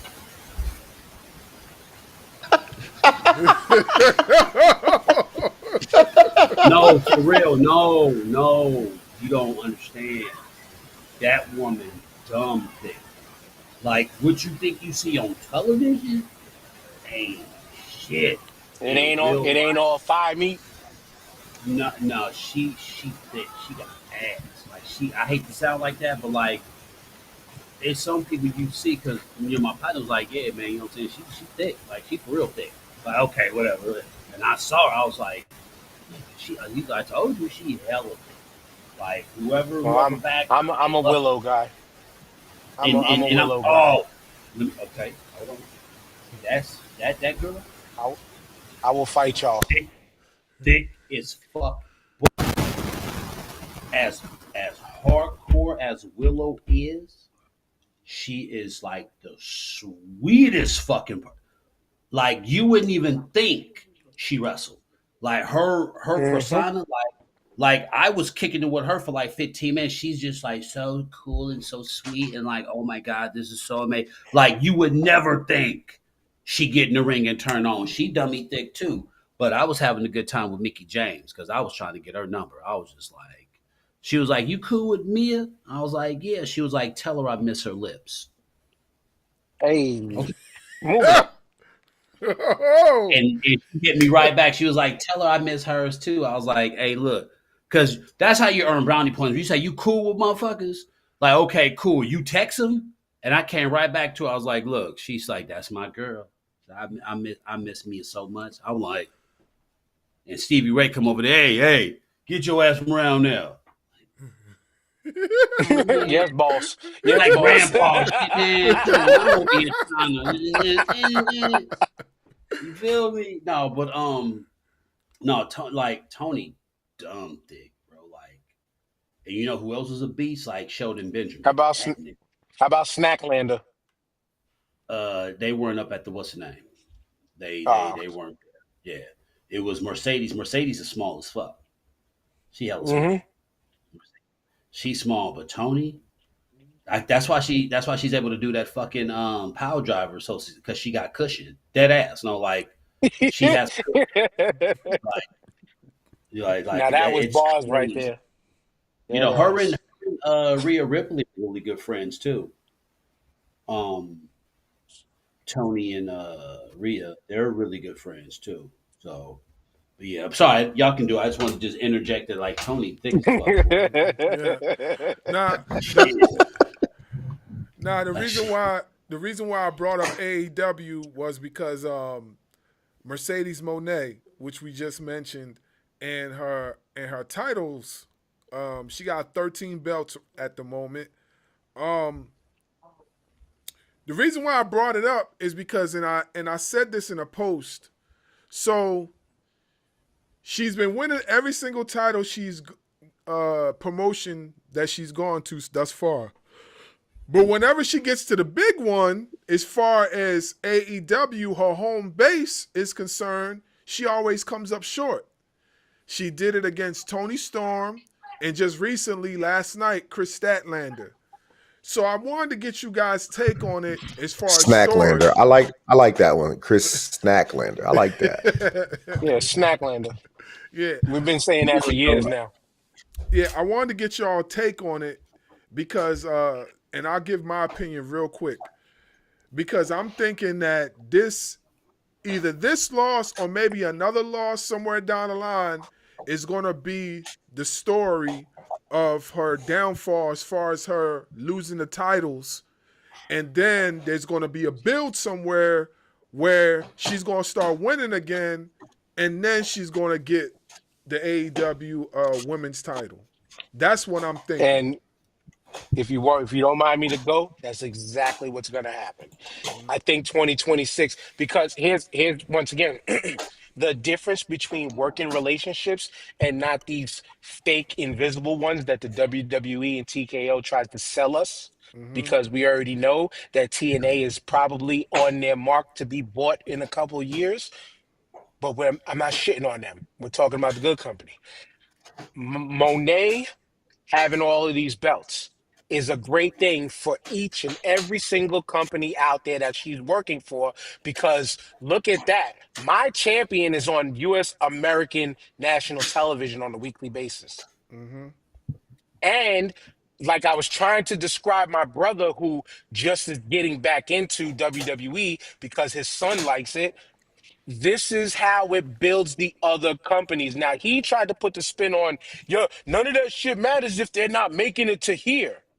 Number one, not everybody's goal is to make it to the E, and I'll stop sidebarring after that statement because you're seeing this company's champion on TV in America. Oh shit, we got to watch. Then the story becomes, who do we build for each little company? It's who do we build to be the one to take it off of her? And then as soon as that person takes one belt here, they just skyrocket it in their company over there. The next one takes the belt. They're now the top in that company. And so next year is going to be the downfall of Monet to, yes, where it's going to be the... If they don't, hold on. Let me interject. Go ahead, bro. Go ahead, yeah. I'm looking at this Chris Statlander lady. She might have a downfall too, because I hate to say this, but that is AEW's Rhea Ripley. All right, I'm looking at her. She's fucking Rhea Ripley several years ago when she was green. So if as long as they don't keep her dark, because I'm just looking at her pictures and I'm just like, fuck, because I pay attention to characters big time. Like I watch characters. Right now, the safest person in AEW women wise is Tony. Her gimmick was right under our nose, especially with women, because I love the girl so much because they don't have a lot of creative freedom. So for her to manifest a character that was right under our noses, but a female version, which is a female version of William Regal, like perfect. But No one over thought there, about it. the women do have a little bit more creative. Yeah, in AEW. So for her to take that and make it her own, she's hella over. But looking at this Chris chick, I hope that they better get her. Number one, they need to get her out of dark clothes. Number one, like get her. Well, Rhea Ripley. I love Rhea, but they have did the thing where her look, if you come within 5 miles of that fucking look, it can probably do damage for you. Like the fact that, I'm looking at a picture, like half her hair is green and she has like, that's fucking Rhea Ripley. And it's not her really being Rhea Ripley, but it's like, you remember what's that nigga's name back in the day? Remember Nine, the rapper, the MC9? MC Froggy Frog? Yeah, I remember Nine. Okay. Remember Nine? So peep game. For a brief second, him and Method Man had the same look. Yeah. Boom. And people See? also had the So mixture of the DMX and all of that stuff. there But you again, go. that's why I said So MC Froggy Frog, because people don't know that that was his original ribbit gimmick. bet. So with that being said, looking at this Chris, when you say I've never heard of her before, but then that's the chick who retained the title against Mercedes at the event. She's giving off Rhea Ripley vibes, and I hope to God So let me pause they you for a second. Let me pause you for a second because you stating that you just kind of just getting familiar with her. When you go back to the beginning of her run in AEW, she started off as an alien from from whatever that was from from parts unknown, and she came out not speaking, not doing anything, and she was green as shit then. To become now, right now, you watch her work. She is one of their best workers in that company, hands down, well, hands she down. is playing. She's getting But close. She's getting close to. Uh, they need to lighten her. When I say lighten her up, they have to. They got to do something because just looking like not even just the moment I looked at her, like all I'm doing, y'all. Look, I'm just going down. Let me go. I'm just going right, right. down. So I'm looking at her. I'm just collecting her vibe. Man, is giving fucking Rhea Ripley, not the Rhea Ripley But now, and not the Rhea Ripley with the short hair. The Rhea Ripley right. before that, the Rhea Ripley that was over Rhea Ripley. And I'm just like, fuck, dude, because you don't want that across the board. You don't want like the guy who's in NXT. He was in AEW, but he looked like a Puerto Rican version of The Rock. What was this guy's name? You know who I'm talking Ricky about. Starks. Ricky There you Starks, go. which I Just watched you Ricky saw Starks that, from when I saw if dude you without mhm. even hearing him talk, without I was just like, this nigga like The Rock. That's how in tune I am. So I'm just like, this nigga like The Rock, and sure enough, I was like, back the fuck up, bro. Like back, he he gotta gave that he gave that same vibe when he was in NWA before AEW picked him up also. got you. Because See, of his so look, his build, and his turnaround thing. yeah, That was his spin on a rock vibe and all of that stuff. And yeah. everybody So said it, I like hope how he was a she mix tweaks of. it. She tweaks it a little bit. I don't know. It's just me personally. It's giving the pre Rhea Ripley before she cut her hair. It just I'm just look, and these are just pictures. I'm not saying once again. I'm not saying that she works like Rhea, taking moves. I'm not saying that. It's just the optics. When you see a motherfucker, be like the moment you see him, if it's anything close to an established gimmick, it's like fuck, dude. Like okay, because you already know without even saying who it is. Like who's Nah, that? but Like dude, trust and believe. Watching her work, she set her path already. She you go. set her own. It's just it's a matter of stature, the physical, the build, and all of that stuff. Yeah, I see what you're getting at, but watching her whole AEW journey has she's built herself to why they entrusted that championship belt on her Gotcha. for Yeah, that's herself, going to be a good her own story because personal. Tony is working a different. She's going different with her character now. You know what I'm saying? Right. Like I love how she went from the prestige socialite to like on her ass, realizing the the classism within the or the classism within not having that belt. So I like how she's somewhat unglued, not sure of herself, and she's still a socialite, but she's going through some hard times right now. Like she's doing. I'm a huge fan of Tony just for the gimmick alone, and it's one of those Saquon Barkley joints where she was with a team underusing her, undervalued. Go to No another offensive team line.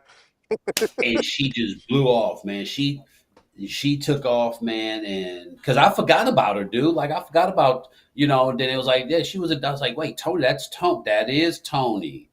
Holy Hmm. shit! And I just fell in love with her gimmick. I was like, she's doing a fucking fabulous job, man. So And Kudos to bring it back to tie it off of what he was just saying about Tony.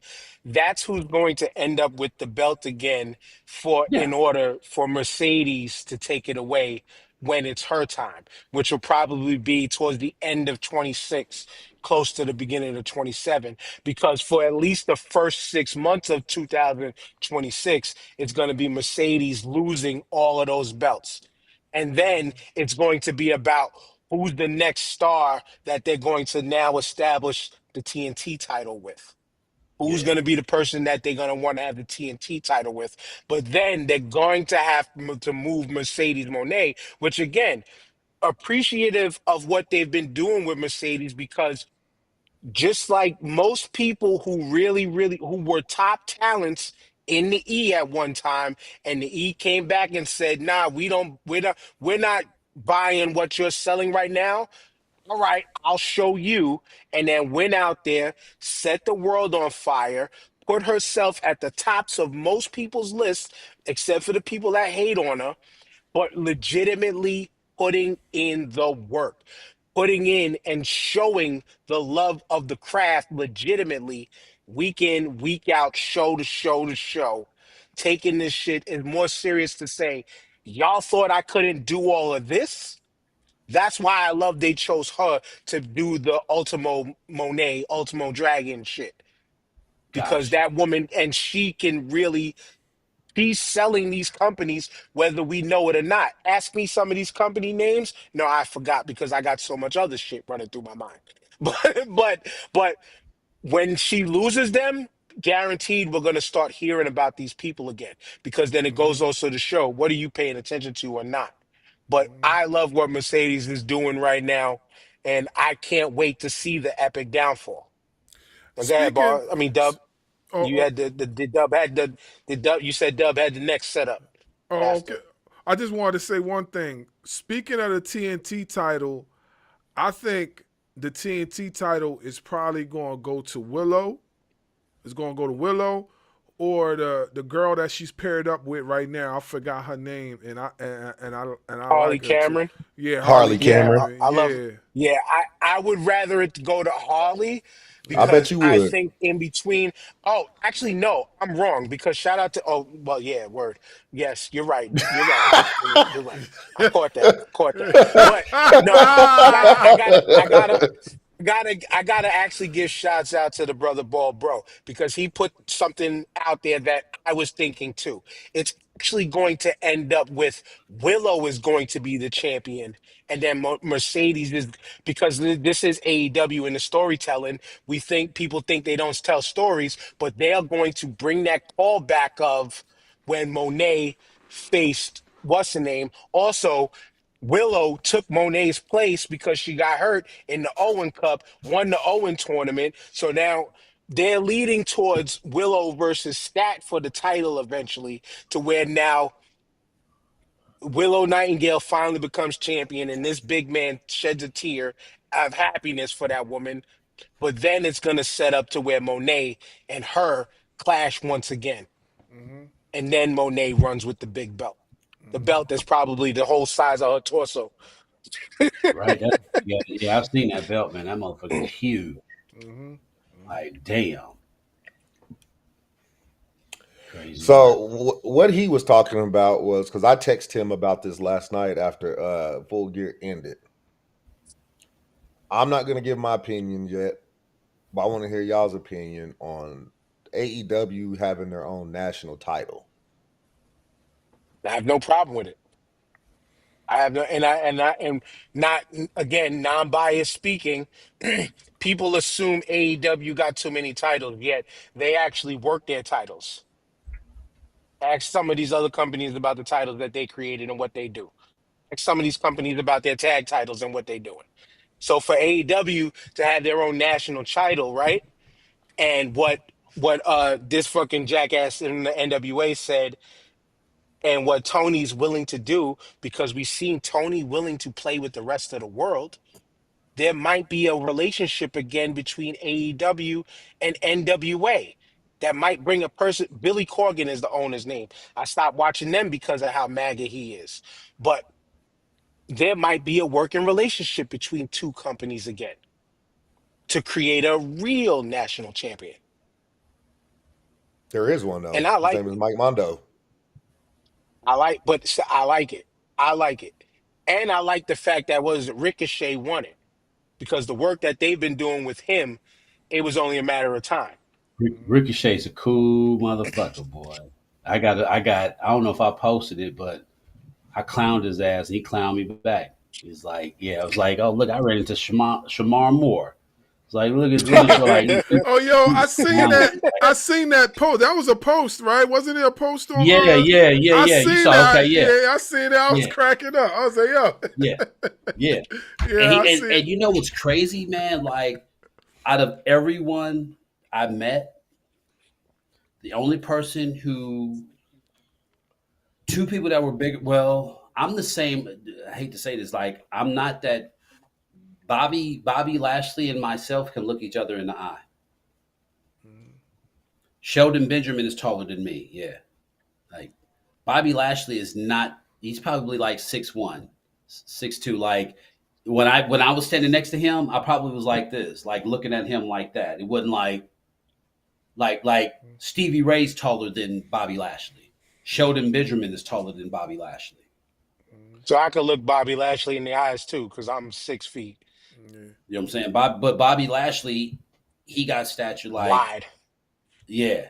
That's the Hey, illusion. Like I that's the always thought illusion. Bobby Like was I want to taller. see how I look on television because Hobbs was like, bro, because I had on my jersey. If y'all see the clip, I got on my Kings jersey. You know what I'm saying? And Hobbs was right next to me. Matter of fact, I never posted a picture with me and Hobbs. We got a picture together. Like nigga, he was like, nigga, if you on television, bro, you be big. Like you'll look diesel. Because when you see him on TV, you like this nigga big. But we're damn near the same size. So I would probably look just like him coming down the There's a aisle. And difference it's just between now, big I'm and like, cut. We know man, this. but see, that's the thing. I don't look at myself like that. You know what I'm saying? Like dead ass Right, right. serious. The only thing I see on myself when I look in the mirror is my traps. That's the only thing I see. I don't see what everybody else see. You know, because we will never in our life be able to see ourselves in real time. Every image Word. we see of ourselves is either a reflection or a picture. You know what I mean? 'Cause I see the And muscle under my fat. hey, look, and then on top of that, here's just nerd shit. If your immune system found out you had eyes, they would attack your eyes. You know that, right? Mm. Yeah. If your Man, you immune just hit us system, with something totally different. Like, yeah, just some, you know what I'm saying, some gems. Like if your immune system realized it had eyes, it would look at it as a threat, and it would destroy your eyes. You'll go Wow, blind if your immune system knew you had eyes. wow, that's Yeah, crazy. crazy yeah, work. So that's serious. Yeah, Yeah, yeah. Google that shit. It's a trip. That's how. That's stay how. woke. That's how. Stay woke, Our, niggas. our immune system is the YNs, nigga. They letting off on everybody. They just don't know the eyes exist. The eyes is the constant informant. The Sounds eyes like been chilling the whole time. Like, nah, sounds you a like MAGA op. too. Yeah, like Sounds like yeah, like MAGA. you a op, man. Like hell no. Shit. So man, you just took it deep. That was deep. yeah. I didn't know nothing like that before. I ain't never heard yeah, Mm. nothing like that. man. Damn, Yeah, that's man. Yeah, wild. I'm in school, man. I learned so much shit, man. I be trying to drop nuggets on people, man. Be fucking people heads up, man, with that Stay shit. woke, niggas. Can I tell you something real quick, Matt? What's up? One of Yo. my favorite phrases that you say that I've adopted: What's that? 10 inches of fuck hammer. Yeah, 10 inches of anaconda fuck hammer on the dark meat side, baby. All up in all up in your mama meat walk. Her love. Yo, oh, Hey, look, man, look. When you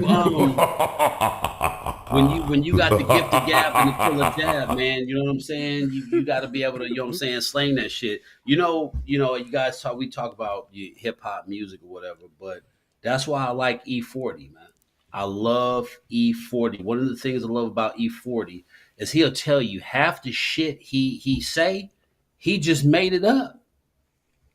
So when you just come up with words and it sound cool and you say it, like I still use his shit. Motherfucker, hey man, how you doing, man? I'm holding on like a hubcap in the fast lane. Mother, goddamn, nigga, don't let go then. Like, you know, it just really just, you know, or I'm hanging on like a nigga with two broken thumbs, man. Like, nigga, don't let go, bro. Like, just hold it. I'm holding, but I ain't holding on. Like, you know what I'm saying? So I think that's I'm one of the still waiting things for that, his slang dictionary.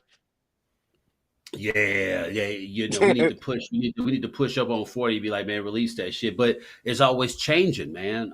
Words are always changing. Exactly. But yeah, I purposely come up with words to have motherfuckers like the fuck, you know, like chill like the ass end of a polar bear. I'll be saying that all the time, man. We need to chill like the ass end of a polar bear. You feel me? Make motherfuckers think. Be like, wait a minute, that's cold as fuck. Chill. You goddamn right to chill. You feel me? Hey, hey, some of these dudes that I work with, they like to try to talk shit to me. So I'll be like, hey, you better leave me the fuck alone. Why do you leave you alone? Ask your wife about this 10 inches of fuck hammer. It shuts them up. It shuts them up. Hey, I'm like, hey, shout out to the you tell homie a Matt. woman like, hey, He's like, baby, you check had this out. my wife too? Hey, look, oh yeah, like, yeah, you know, if you really want to get hard, like sometimes when I really get on one, I'll be like, nigga, every time you kiss your bitch, you taste my dick, nigga. I've heard it in your videos. I've Yeah, heard that nigga. too. Who you talking to? That's why your wife like it when I lick my eyebrows, nigga. Yo. Said, that's when you leave him stuck on stupid. Like, this, did he That's say when you he do. licked That's when his you. That's when you just eyebrows? doing about face. Like I ain't even talking to this nigga no more. Like Right? Like, nigga, let go me tell you ahead. something. Like, go I ahead can with that fight. shit. I can fight. So I just say whatever. Now, you know, as long as you don't tell a nigga to suck your dick, you can pretty much get away with a lot of shit. You tell a It's nigga take they it how suck you my want it. dick, bitch. Take it how you That's want it. fight. That's fighting words right there. You know what I'm saying? I like telling Jamaicans to go suck your mother. Like you gonna die, nigga.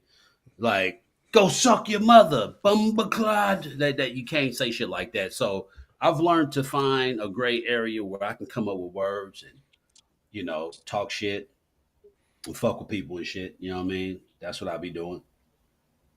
Hey, he be getting after some of these white boys too on TikTok. And I will be at work. I'm supposed to be turning on somebody's gas and getting so they can have some hot water and stuff. And I'm sitting here in my work truck looking at Matt's videos. I'm like, oh shit. Hey, Oh, do you follow me? Do you follow me on Instagram? Yeah, I I thought follow I you. did.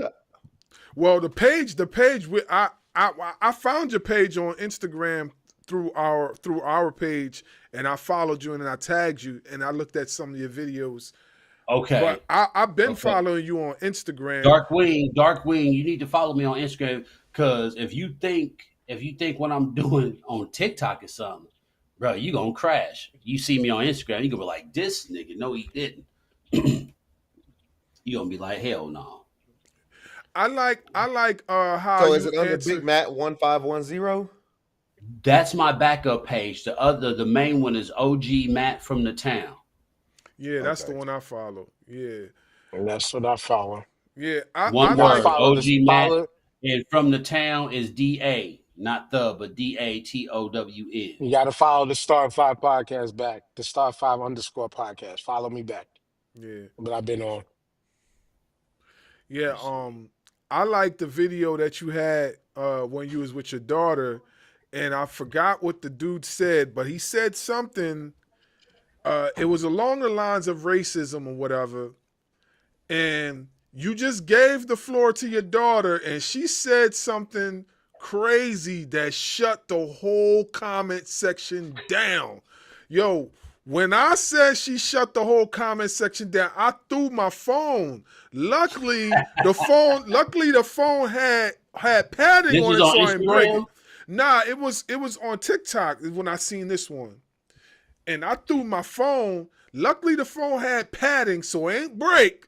But that was my reaction because I was like, How long yo, ago? How long ago? Nah, I think this was one of your older videos, if I'm So, not Okay. mistaken. a question Okay. about that. Jean Grey, do you tell her what to say or she comes up with it on her own? Some of the stuff she'll freestyle, and I'll help clean it up. But Hmm. yeah, she's learning the one liners like her dad. Yeah, that she That is makes sense. spitfire. She is Yes, she is. spitfire. Some Yes, of the she shit I is. help her like if it's out of context. You know what I'm saying? But yeah, you know what I'm saying. She's a she like her old man. Good with the words.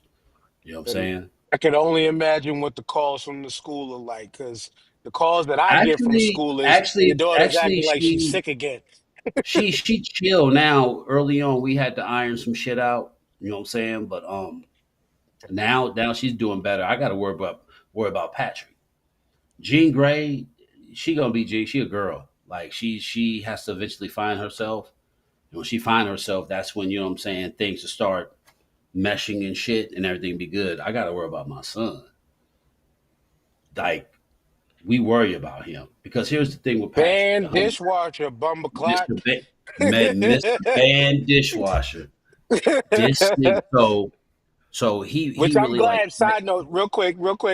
I'm glad you actually broke it down to me when, because I was like, what the fuck? And you said it. You said you responded like, yeah, it was from a Bluey episode. So I yeah, had to go find that Bluey episode, and I yep. was Where like, his brother I found was like, it. you can't talk until I say bandit.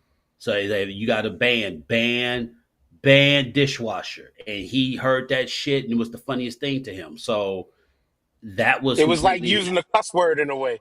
yeah. Like he did a video, and he was like ban dishwasher, like ban dishwasher. Then, but no,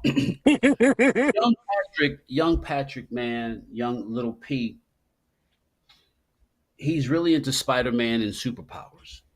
And the Gen X in me is like, nigga, that shit fake. That shit ain't real. But as much as he was in that shit, I was like, I can't pull a plug on this nigga. What can I do? Right.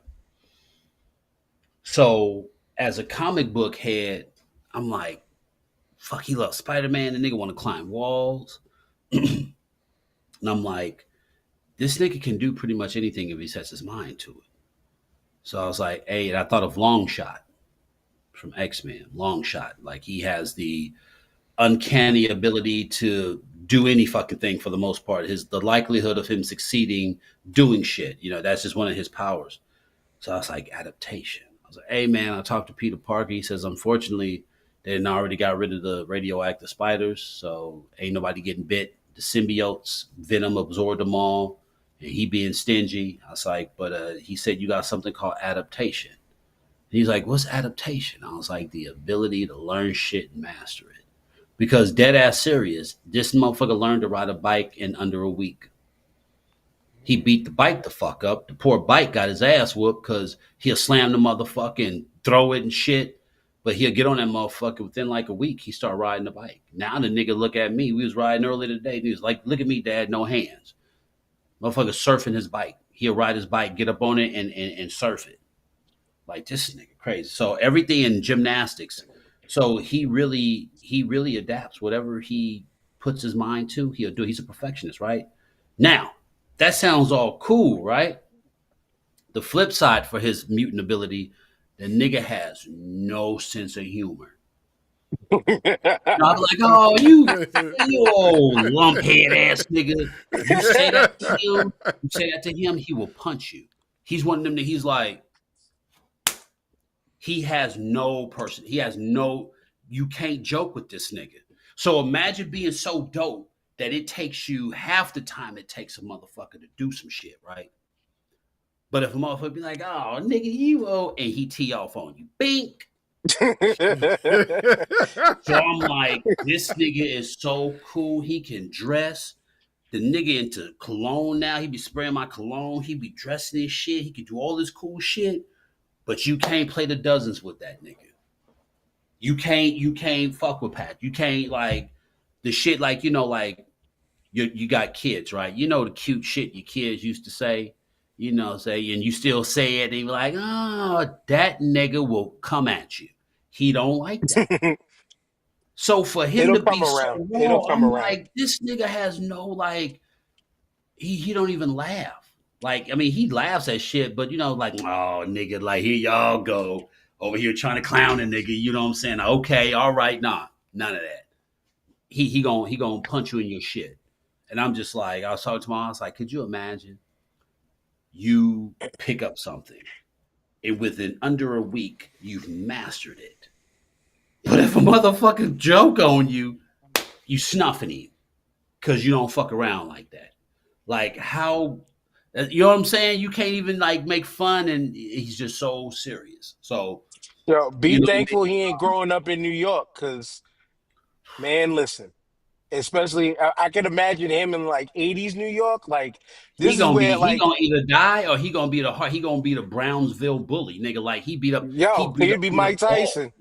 Yeah, like he beat like he dope as fuck, but fuck with him, he gonna punch you. Like, so we're working on that. Like, bro, you cool. Like he don't even know he cool. Mm. Like you say This is something where wrong, paid. P gonna be on you. Like he be fucking Gina. This is He where it fucking paid to be Gina the up fat like kid when I I be was like, younger. yo, you can't. But Gene be instigating. I be like, see, Gene, you gonna be one of them chicks. You better learn how to fight because you be instigating. Like you me. Okay, and Patrick get up under your ass and whoop bink. You know what I'm saying? Like, you fucked up. Like you better leave your brother because Patrick is catching Gene. Like by next year, he gonna be looking at her dead in her eyes. Like people like he's 6. I'm like, yeah, that nigga 6, about to be 7 next month. So my little nigga, I love me some Patrick, man. I didn't want a boy, but I'm glad I did have a boy because that's my little homie, man. I fucks with him heavy. Matter of You didn't fact, want a boy. what I've been doing on Instagram. What's funny is y'all heard of Adam Spear or something? They're like a group, a hip hop group. Sounds Addis, familiar. Fear. I don't know. They're touring with Cool Keith, R-Rated Rugged Man. They're gonna be out in Houston in February, and a couple of my niggas who in the game, like what I'm saying, I was like, I heard of this group. They was like, hell yeah, nigga, we know these guys. I was like, well, me and Patrick gonna be in the VIP kicking with these niggas in February. You know what I'm saying? Dope. Because he is so in tune with music. I'm like, if he has an opportunity to link up with like Cool Keith, you know what I'm saying? And Ari the Rugged Man, yeah, nigga, you get your ass in the car. we about to be in the dough. You about to hip hop, yeah, nigga. You about to be that, like, underground grassroots hip hop. You know what I'm saying? Especially, I Dr. love, Doom, yeah, Dr. Doom, Nogaton. Doom. And Come what's on. funny? Well, before we started the show, Patrick's favorite MCs is Sean Price and Eminem and Redman. I said, well, my heart, my job's done, nigga. You got Mhm. 3 of the dopest MCs, nigga. You got Sean Price, and Funk Dr. Spot, nigga. I ain't gotta worry. I ain't gotta worry about shit, nigga. Young grasshopper, you have graduated at 6 years old, nigga, because Yeah. you know the standards. Because ain't nobody fucking with P, nobody fucking with M like that. And Redman is just that's Redman. That's just that's Doc. Like you good, bro. Yeah, you're gonna grow and you're gonna discover Coogee rap and you might discover Rakim and wonder where the fuck you been at. I understand. You gonna find niggas who are tied to the niggas you like, but Sean Price, Eminem, and Redman and Prof. Prof is a dope ass white dude. Have y'all heard of Prof? Yes. Possibly. Yeah. Yeah. Prof is dope. I think when I listen to Prof, I'm like, nigga, that's Prince reincarnated because That Prof shit be too to be doing done. shit. He on some Prince shit, like not Prince, like it just seems like the nigga from Minnesota, he got that Prince-ism because he got bars, he sing, he entertain, like he's a package deal, I think. Yeah. And He got a song with Ren. He had a song yeah, with Ren. pack a lunch. So Mm-hmm. very talented, but he likes him too. So I'm like, my son has already honed in to know what quality rhyming is, Mm-hmm. quality rhyming, in hip hop culture. Like he knows, but I can't wait till he gets a dose of KRS-One. It's Now gonna be you over. gotta get him into some Thundercat and some Tyler too. Yeah, my daughter was Tyler the Tyler the Creator. Creator. My daughter My loves. daughter loves My my because daughter you plays that fucking nigga. Cut his ass off. because when we bigging up our children, like I always talk about my 12-year-old and like Thundercat, they love Thundercat. They my Yep, daughter my two of my daughters they love some Tyler the Creator, and they don't go back like I go back to the beginning. Bastard Tyler, Tina got you. Perm, your fucking weave, Troncat, all that. Like, but they love this Tyler that's out now. Like This new they one, love yeah. that dude. They Thundercat, man. Like I love like I will play 2 or 3 Thundercat albums a week, every week, at least once a week, because that dude musically is just. But get your son on that, man, and like talking about adaptivity, like when you were saying his son's being adaptive, like that was me growing up learning shit. But my 12-year-old taught herself how to fucking read Korean and write Oh back in wow, Korean on her own. She's in 8th grade now, taking 9th grade classes, to where hopefully when she gets to high school, she starts off as a sophomore and only has to do 3 years. You know, dope. my and it's the beautiful thing about having kids, and we're all fathers here. Fuck the wrestling shit for now. We talking real life shit now. You know what I'm saying? Like the beautiful thing about is each one of our kids is a representation of us in so many different ways. My oldest one, I never pushed any of them to do anything. Hey, do you want to throw shot put like I used to? This is how you do it. Okay, sure. What did she do? Junior high school, never lost a meet. Got into high school, she won island championships. Her track coach was a piece of shit. So senior year, she left track to get into wrestling. What happens in wrestling? Her team wins the city fucking championship. But she left at the end of senior year, and thankfully to her old throwing coach from high school, who was coaching at the college she's going to now, she was able to get a track scholarship. I didn't get none Dope. of that. But the athletics she picked up from me because I played anything and everything under the sun. Because we from that era of we was outside doing it all.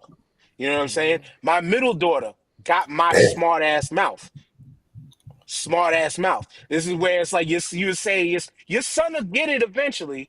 Because I was the kid growing up who I was the fat kid that I used to get punked all the time, like verbally Yeah, and shit. But because I never wanted to get in trouble until I had my first fight and dominated a friend of mine, then it became, oh, none of y'all are ever beating me. Well, my mouth is now crazy too. Oh, forget it. So yeah. your son will And be you able to got pick it hands up, too. Let's go. and my youngest, my oldest and my youngest daughter, they got that baby Huey strength. I said another word earlier. I'm not gonna repeat here, but we got that baby Huey strength where it's just like my 18-year-old now, my 18-year-old, she she'll give me a hand massage and it feels like bones are breaking. I love that because it's like I know I have young women who can also, if they need to, defend themselves. They But can they also, can beat I it down. but it's the I see the pieces of me in all of them because my Yeah, youngest is the old school quiet me, the I don't want to get in trouble or disappoint dad me.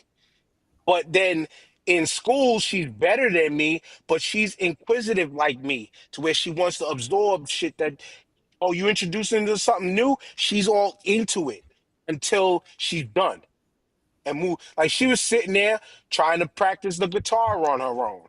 Then my uncle gave me a bass guitar that he wasn't using no more. I wanted to get into it. She started trying to get into it more than me. The one thing I haven't taught none of them is the turntablism and uh, DJing and shit like that. You know what I'm that's saying? what I haven't taught them yet. that's something they probably pick up on just on the strength. When you mentioned your vinyls, I'm like, that's a treasure chest. You're like, what the fuck Yeah, is it? Oh shit. Oh sh. Oh. yeah. Like one of the projects my oldest did in elementary school, it was like, yo, we gotta do a science project. Well, let's do this. Let's do something that's something that nobody in your class is doing.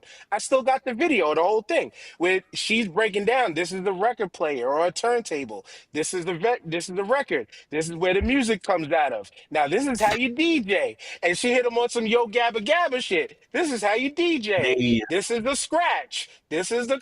But she wasn't that good. But it was just still like breaking it down. Yeah, infusing us in our children is such a beautiful thing, where it's like the way you represented your children was like Jeannie is your mouth, Patrick is your muscle, but we got to get him into the wit. We got, we can work on that. Tell him he got an uncle in New York now that we just kicked it on this podcast for a few hours. That you want to learn how to snap it on the niggas. Like, come on, we got you. You know what I'm hey, saying? speaking of the podcast, man, I got to get ready to cancel Christmas, man. Yeah, word. Household six was like, I gotta get to bed because I gotta go to work yeah, earlier than I yeah. normally do. Yeah, I I This feel don't. week, it. I, I no. I, feel it. Is when can we have another opportunity to get together and chop it up some more, man? That's the Whenever first you're question. ready. whenever you're you're ready. ready. Soon. Yeah. Um, And the floor is always open for Sundays on the Star and Five podcast. All of y'all are always welcome. All you gotta bet. do is just say, "Yo, I'm down this weekend," and all I do is send you the link. What are, We're open like that. what are you two doing next week? Oh, Whatever. I, the Star and Five word. podcast on There you Sunday, go. He getting the and book. He that's He getting it. the getting the book book. right now. He getting the book right now. What's that? The last week? Let's see. I'm on call for work Friday, Saturday, and Sunday. So the first is open, which is a Monday. Tuesday's open. Wednesday we interviewing an NWA wrestler. Thursday we got it's open. Friday we got a big time interview. You've already posted the promo for it, haven't you? Yeah. Okay, so Friday Buff Bagwell, Buff Bagwell on Friday the 5th. Oh, please, Word. word. please, please, and I beg y'all, please get into his Marcus and Alexander Bagwell days and him and his run with Already. Tuco Scorpio, please. Already way ahead of you. That's like I got a big Thank you. pamphlet of questions right here. Already But way here, ahead of you. but Yeah. So you but guys are open. Vaz, Wait. So you guys are open Thursday. The 4th, yes. Mm-hmm. All right. Let's plan something for the 4th, man. Hey, this is what I can do. I can shoot you my number in Yeah. TikTok, and then shoot me a message, and then I can add you to the group chat that we already have with Dan, Mm-hmm. Okay. Cool. and then Cool. we can All all right. just start setting stuff up. All right. Cool. Yeah. That I'm with it, man. Because shit, I definitely like to get up on, and then that'll give me more time to mobilize my people, IG, TikTok, to come to your shit, and you know what I'm saying, get you guys out there because like I said, my people from Instagram, they'll definitely tap in like an epidural and be like, what y'all got to offer and shit, and we'll make it. You like that shit too, huh? You can have that one. You can have that one. You can have that one. Tap in like an epidural. You feel me? He saw me start chuckling. Yeah, I saw you smile. I was like, yeah, he like that one. Like, yeah, you know what I'm saying? Bars. Like each one. That's all bars I right all I there. mi- I just didn't grab my collar on that because You as know what soon I'm as you saying? said, I was like, A little hear that something, pimp shit again, hear that pimp shit again. You feel me? On mamas, you feel me? But yeah, so yeah, I like rocking with y'all. So I'm gonna hop off, man, and just shoot me your number and we'll link up and shit, and we'll I got shoot, you. Yeah, no shoot doubt. the shit. No doubt. I got you. All right, One man. question. One question. What's up? You write music? No? Oh, I Yeah, I thought. do. Yeah. We definitely gotta talk. We definitely gotta talk. Oh yeah, matter of fact, man. One of my partners from TikTok, we got an album. We got one album out together. Last year, he had some family shit and disappeared, And I'm in school, so I just kept moving. I mean, we didn't have no falling out, but shit happened. Life be life and this shit, right? So he hit me up. He was like, "Yo," he was like, he explained the situation. He was like, "You ready to get back into this album?" He shot me the cover art, and I was like, "Nigga, we was doing the album?" He was like, "Yeah." He sent me 2 tracks we did. I was like, "I forgot I wrote the shit." I was like, "I wrote that?" He's like, "Yeah." So we got 3 songs already. So we're gonna do 4 more, and just put out 7 more songs. So yeah, I'll be right. Matter of fact, if you y'all got iPhones? Yeah. Yep. Go to Apple Music and type in Eddie Brock, EDDIBROCC, and I'll pop up and you'll see all the shit I got. And you can just hear a little bit of what I got. It's old, from 2017 or 2018 to 2019, and then the most I'll recent do it on one, my ride to work tomorrow. yeah, and then the one with me and Dr. Fingers was like 23, maybe. Who is Brock? That's a single off my first album, Papasaurus. Um, and then I got Majin Matt, or Eddie Brock presents Majin Matt, and yeah, so yeah, that's what I was doing, man. Okay. Oh, yeah. So, I'm gonna go ahead and get that. give it a I like spin, man. I Give it like a spin. All right, I I'm about like to the hop nerd. out, man. All I right, like yeah, the I'll nerd hit you up in a influence. few. Yeah, do that so I can lock you in. I got you. All right, appreciate y'all again, man. All right, you too. You too. Thank you, bro. All right, peace. Peace, peace. Well, y'all know where to find me.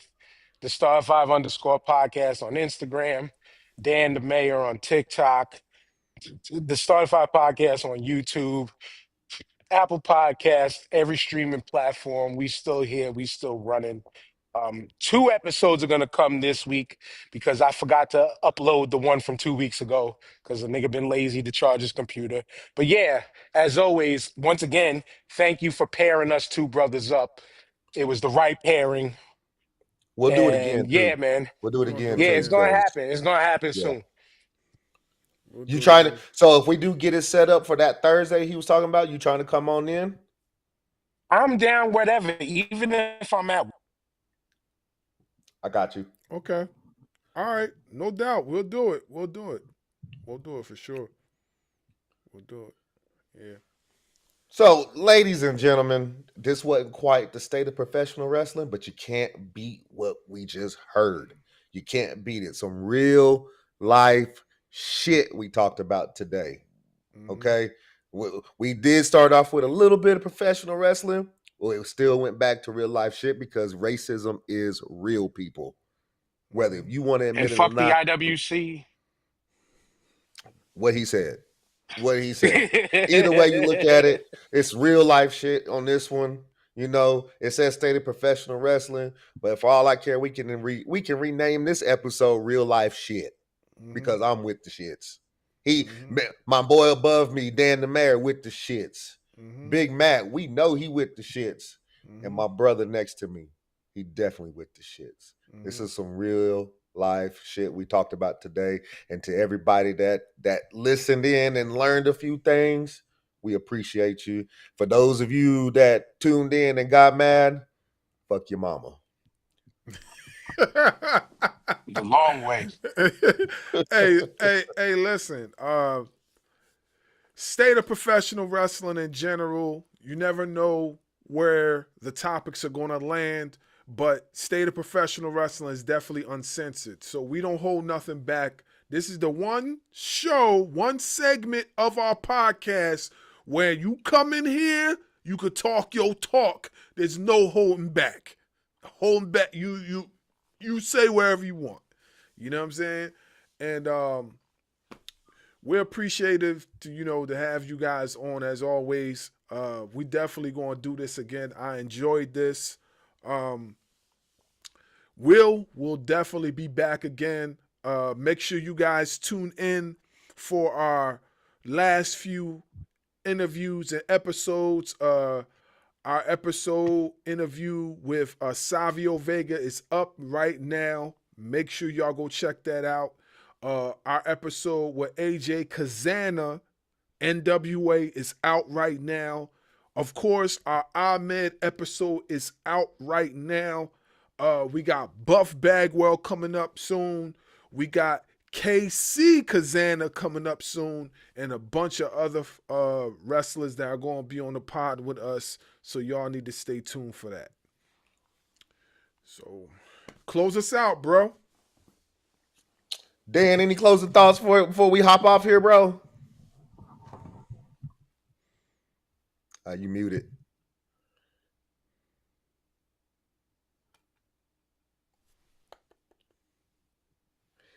Well, we can't hear the mayor right now, but without further ado, it's been your boys, the podcast tag team champions.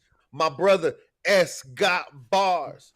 Your boy Darkwing does salute. Salute to Dan the Mayor. Salute to Big Matt. And until next time, your boys are out. Peace.